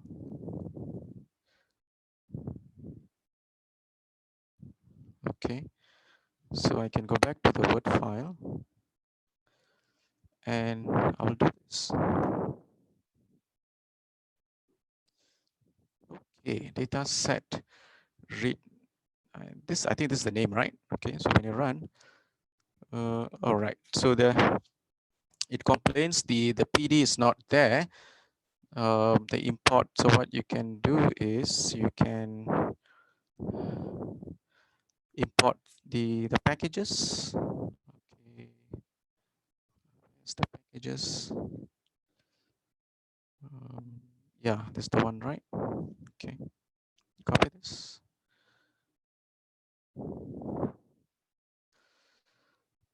Okay, so now I want to see the data set, the clean version. Yes, it is all there. Okay. Now you see how you don't get to see all of them because by default it will not show up all the records, right? If you want to see all the records, then you can always add this, right? Remember this one, set options. So I think for now I don't want to see, all right? Okay, next I need to do the sorting. What if you want to sort by country name?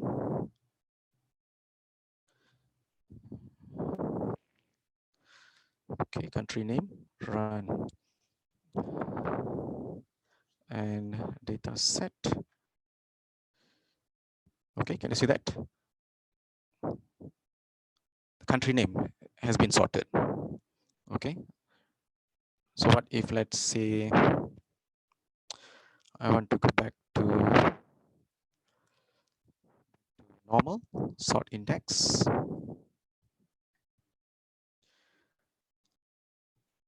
Okay, so now you see the data set.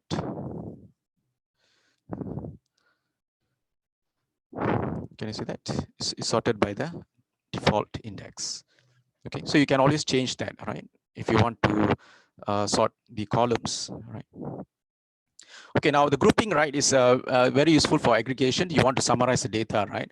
Okay, what if, let's say, I want to summarize the data, right, by WHO region, right, total cases and sum when you do the summation, right? Because when you do this, right, grouping and all the stuff, you need to make decisions, right? So that is why you are doing the aggregation, or you want to see the summarized data, not the detailed data, right? Okay, so when you run, so you get to see this is sum, right? Means it will calculate only for the total cases, total date. It will calculate everything, right? So you find that you can see the figures, okay, by WHO region, by actually, right? So it's like kind of like category, right? So this is a summarized one. Okay, next. What if, let's say, I want to observe the data by two categories? Can you see that? WHO transmission categories, right? Can you see that you have, so copy paste, okay, and you run. Now you see, right, by region, by category, all right? So here we can focus, like maybe the community transmission is very serious, right? This type of transmission, right? Then you can see which one actually, right, which region, right, has higher, right, total cases, deaths for this kind of transmission, all right?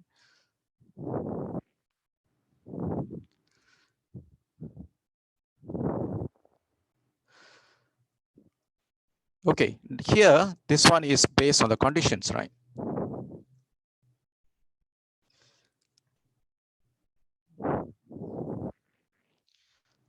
this is based on the conditions, right? Not only I will see the by category WHO transmission, but I will also apply this, not data set one, right? Okay. I want to remove all the total cases, 100,000, remove that. Then you do the category, right? So when you run, so you get to see here, right? So you don't get to see total cases more than, 100,000, right? Remove all the total cases, then you perform this, right? So you can also apply conditions before you do the summarization. You can do that, right? This is not one data set.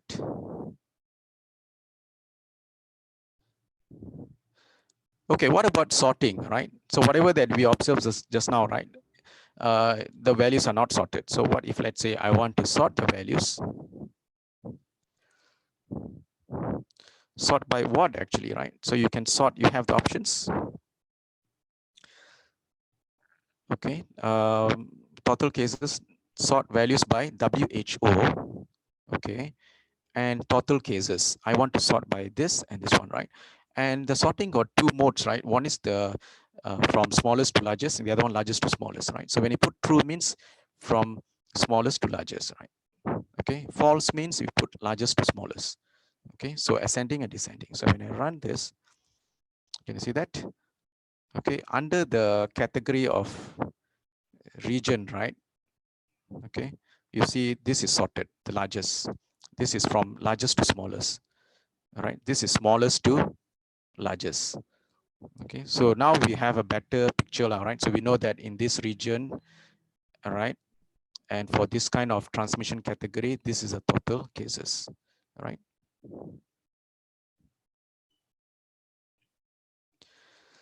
Okay, grouping and statistics, all right?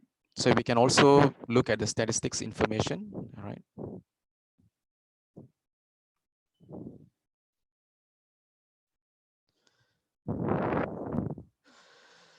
Yeah, I think somebody raised hand. Where is it? Okay, right. We will continue. Okay. So this is statistics information. Remember just now, we use describe, right? I think describe, right, to get statistical information. But this is different, right? Which means that we apply the group by. Using the group by, we want to get statistic information. Okay. So here count means you have 47, right? When you add up, you're supposed to get the total number of rows, right? And this is the total cases, that's right. So you can see this percentage, the minimum, maximum value and everything. So this is how we can actually apply on the group by actually, right? Group by.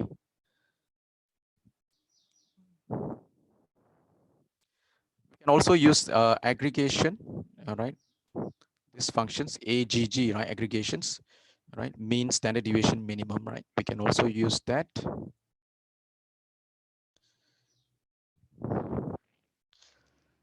Oops. Okay, so be careful with this, the codes, and oops, something is column to show is already there. Okay, so when I run this, I'll get to see the mean, standard deviation, and minimum value, right? So you may actually ask, what is NP, right? It's a Numpy, it's a different package. We can also use that package, right, to get the statistical information, right? So you get mean, standard deviation for different columns. We can also implement in this way, right? If we don't want to use NP, Numpy, we can also use the ready-made function sum. Okay, instead of using mean Numpy, we can also use the sum function. Yeah, okay. So there are several ways, right, to get the summarized data, right? And then you can make decisions out of it, right? Next, I'm going to show you more advanced features, Crosstab, right? So Crosstab, what is the purpose of the Crosstab, right? So we look at here, Crosstab is normally used for to count the occurrences, the frequencies, right? Okay, for example, this, okay, I'm using the Crosstab. Okay, Crosstab apply on this column, all right, and you need to specify two columns, all right? One is the region and transmission. I'm applying, normally this Crosstab is useful for columns, non-numeric columns, right? So let's run this. So can you see that I can interpret in this way, right? I can see WHO region, right? On the left-hand side, this will be the, on the left-hand side, this will be the row, and this will be the column, right? So you find that when you use the Crosstab, right, WHO, right, automatically it will display all the unique values of the WHO, right? So you have 7, right? And when you apply this Crosstab, it will show up all the unique values transmission category. So what the Crosstab will do is it will count the occurrences for Africa, right? The cluster of cases is 4. Community transmission is 4. It will count. That's the purpose of the Crosstab, right? It count. So when you add up all those things, it's supposed to get total number of rows, right? Total number of rows. So from here we can interpret that, oh, okay, this particular region has, you know, a lot community transmission, right? Europe, this amount and so forth. Okay, so that is the purpose of the Crosstab. Next, if you want to view data, right, in a different way, let's say you want to view data in 3 dimensions, we can go for pivot, we call it. Okay, so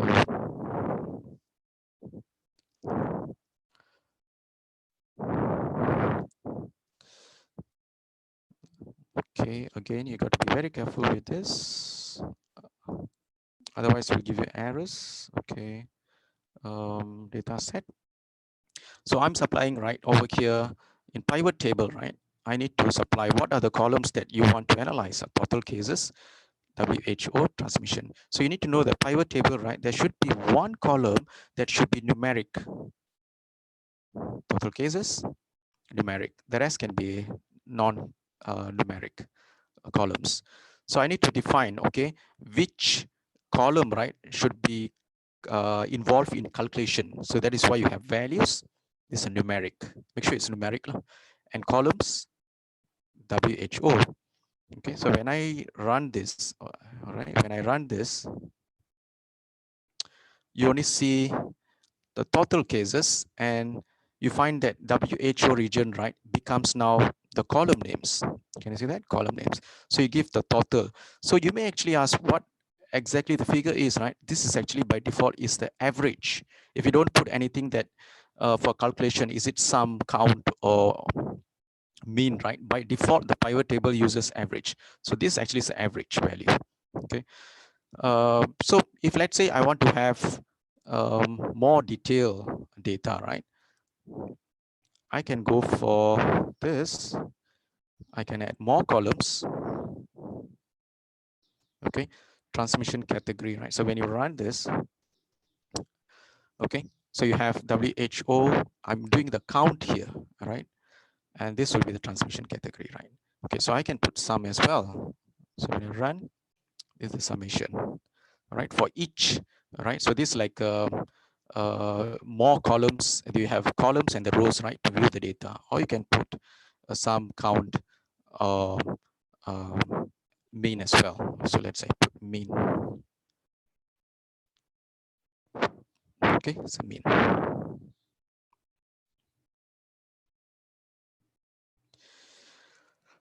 Okay, so you find that over here, right, you get to see all these, the system will automatically will put all these missing values because it's not applicable, right, when you do the calculations, but it doesn't look nice, right? So what I can do, I can just fill up with some different values like this one.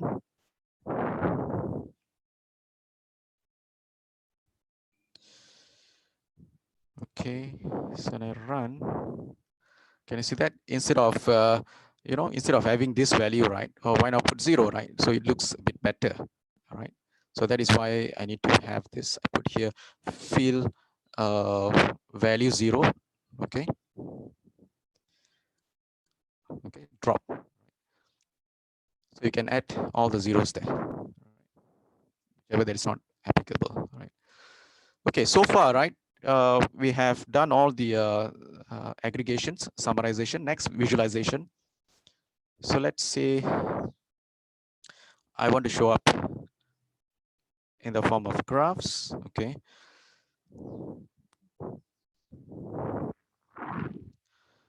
Okay, so here, right, I need to define, right? So over here, region and then frequency, right? So over here, the region, so it will show up only the first 5 regions. Okay, the largest, right? And the plot kind bar chart, right? So you need to specify, is it bar chart or pie chart, right? So in a Pandas, it's actually, it has the function called plot. So we use the plot, right, to draw graphs, right? And you need to specify group by and then total cases. Total cases is needed because we need to calculate based on what actually, all right? Total cases for the WHO, right? And what will be the thing? Sum or mean or count. So this is what you have to do. The rest actually is a decoration. Legend for decoration, right? Labels, decoration, all right? And then you need to put show, right, to display the thing. So all this actually for decoration. So this is the important one, all right? Okay, another one more. What if, let's say, you want to see more detailed data, right?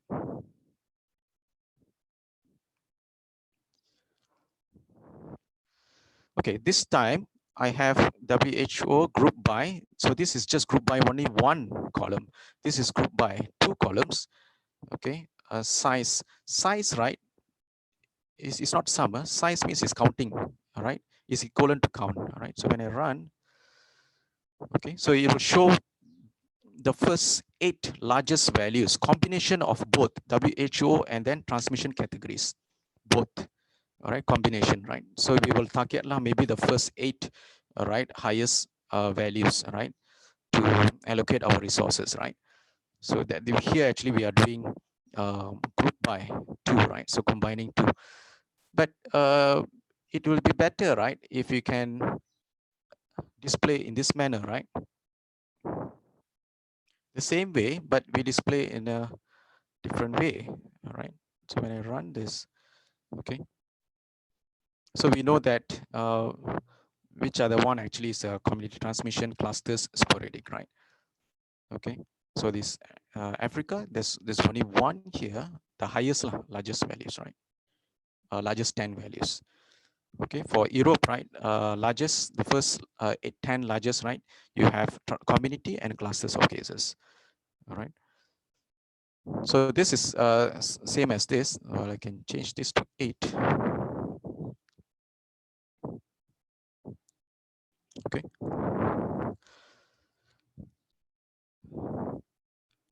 Right. So next, Seaborn API, right? So this is normally, right, what we have used so far is Matplot, right? This package, but it doesn't go well with data frame, right? It works well with Numpy. So that's why the Seaborn actually came into being, right? Seaborn is normally used for visualization, less codes, and you have a better visualization, right? And works well with data frames, right? So if you have a time, you can actually access to this website, all right, to get more information about Seaborn, all right? Okay, I think I've done, right? I've shown all the required things, right? I've completed everything. Okay, so next, you have any questions?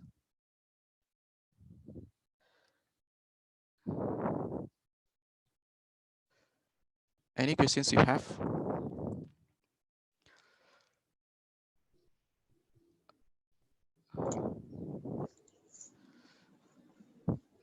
Do you have anything that you want to ask?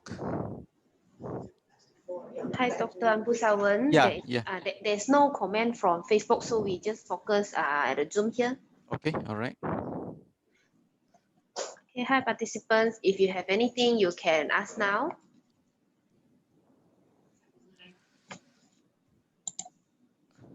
Why is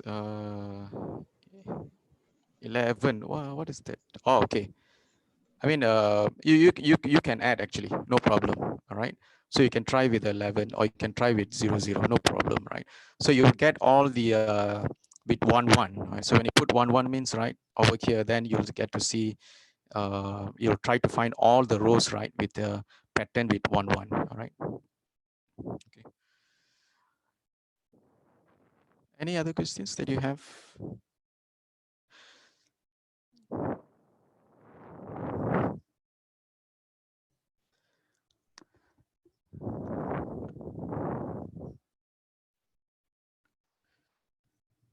Any questions you have, you can ask.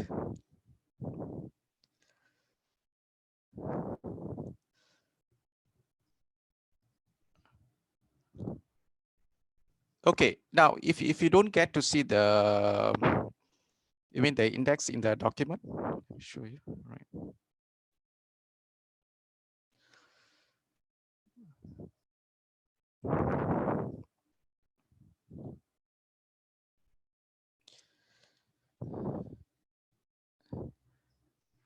Okay, so you can try with this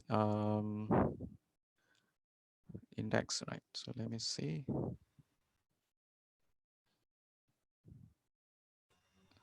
Okay, if you don't first, if you don't get to see, maybe you check reset index, right? So you check whether the index 11 is there or not, all right, in the data set. Okay, so we check 11, is it occurring or not? All right, so we can always go here, right? Where's the COVID data set? Yeah, this one, right?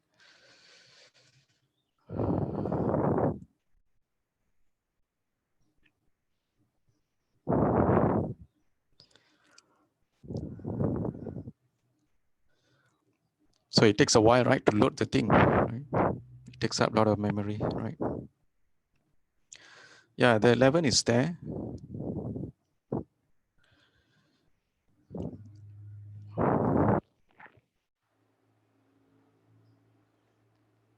Let me just check with this.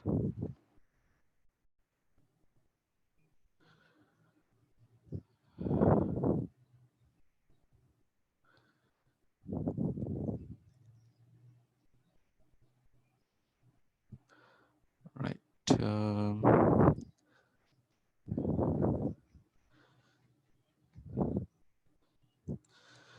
Data set filter, right? There, this 11 is there, right? Yeah. Okay. So the 11 is there, and everything, the pattern, it takes up the 1 1, right? Everything will pick up the thing. Okay.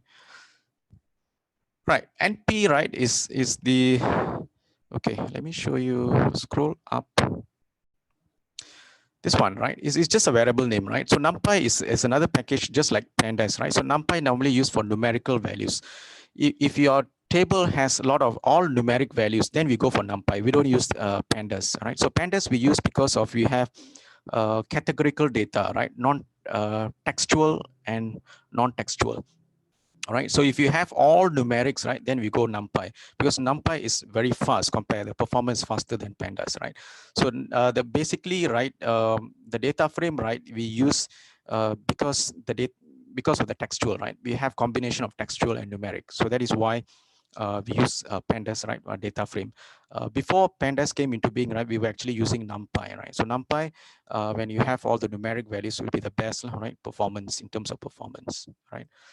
But of course, you have a data set with all kind of textual and non-textual, right? Then we will use Pandas, right? Okay. Any other questions that you have before I wrap up the thing, the session? Any questions you have? Okay, now the next thing that you need to proceed, all right? That how can you go from here, right, to the next level, right? So I'll just give you some information here. So we have done here so far, right? Okay. So the next thing that you need to pick up is the machine learning AI things, right? You already have the data set with you, right? So you can use the data set to apply, right? The machine learning, or you want to predict, all right, certain things, right? So let's say you want to predict a total deaths or number of cases, we can actually proceed from here, right, to the next level, because Pandas actually is, this package is well received in machine learning packages. We have other packages is well received, so we can really easily apply Pandas in machine learning packages like I'll just show you here, right? If the next thing that you need to, this one is the machine learning packages, all right? So you can use this, and the Pandas, you can right away use it here, right? It goes very well, all right? So it makes our life easier, all right? So take note, this will be our next progression, all right? For you to know more about the Pandas and machine learning, right? Okay, if no questions, then I would like to express gratitude to Utah, all right, especially to VP office, all right, and then all the supporting bodies, and then partners, okay, co-organizers, and others who actually involved directly or indirectly, right, to make this event or this session, right, a success, right. And also thank you to all of you participants, right, for joining this session. All right, thank you. Yeah, pass to our MC. Yeah. Okay, thank you. Okay, thank you, Dr. Ambusawan, and thanks all the participants for staying patiently to learn about this Python and Pandas. Okay, so before we end the session, I would like to seek for your cooperation to fill up the feedback form for us. I just pasted the link at the chat box there. So kindly help us to fill out the feedback form after this workshop. Your responses are very important in helping us to assess the effectiveness of the workshop. Okay, then if you still have any question about this workshop, you may leave your question at the Facebook live video. Our Facebook is Kuala Lumpur Engineering Science Fair, KLESF. You can still leave your comment at the comment there, and we also will pass the question to Dr. Ambusawan. The video, you can view the video from our Facebook. Okay, so before we end this, I also would like to promote our next event. At 1 o'clock today, we have webinar by Australian Academy of Technology and Engineering, short is ATSE. The title of the webinar is Remote Learning STEM Resources for Teacher. Hope you guys can join this webinar. You may join using the same link. Then at 3 p.m. is our virtual symposium on science education, SOSE. The title is Perkongsian Inovasi STEM, Food for Thought versus Food Safe Tank. So you also can join using the same link. Okay, so if you still have any question, kindly leave your question at the Facebook lah. So that's all for our workshop session today. So I would like to thanks our speaker, Dr. Ambusawan, and thank you everyone for joining us. All right, thank you so much. Okay, Take thank care. you. Yeah. Okay. Okay, stay safe. Stay safe, everyone.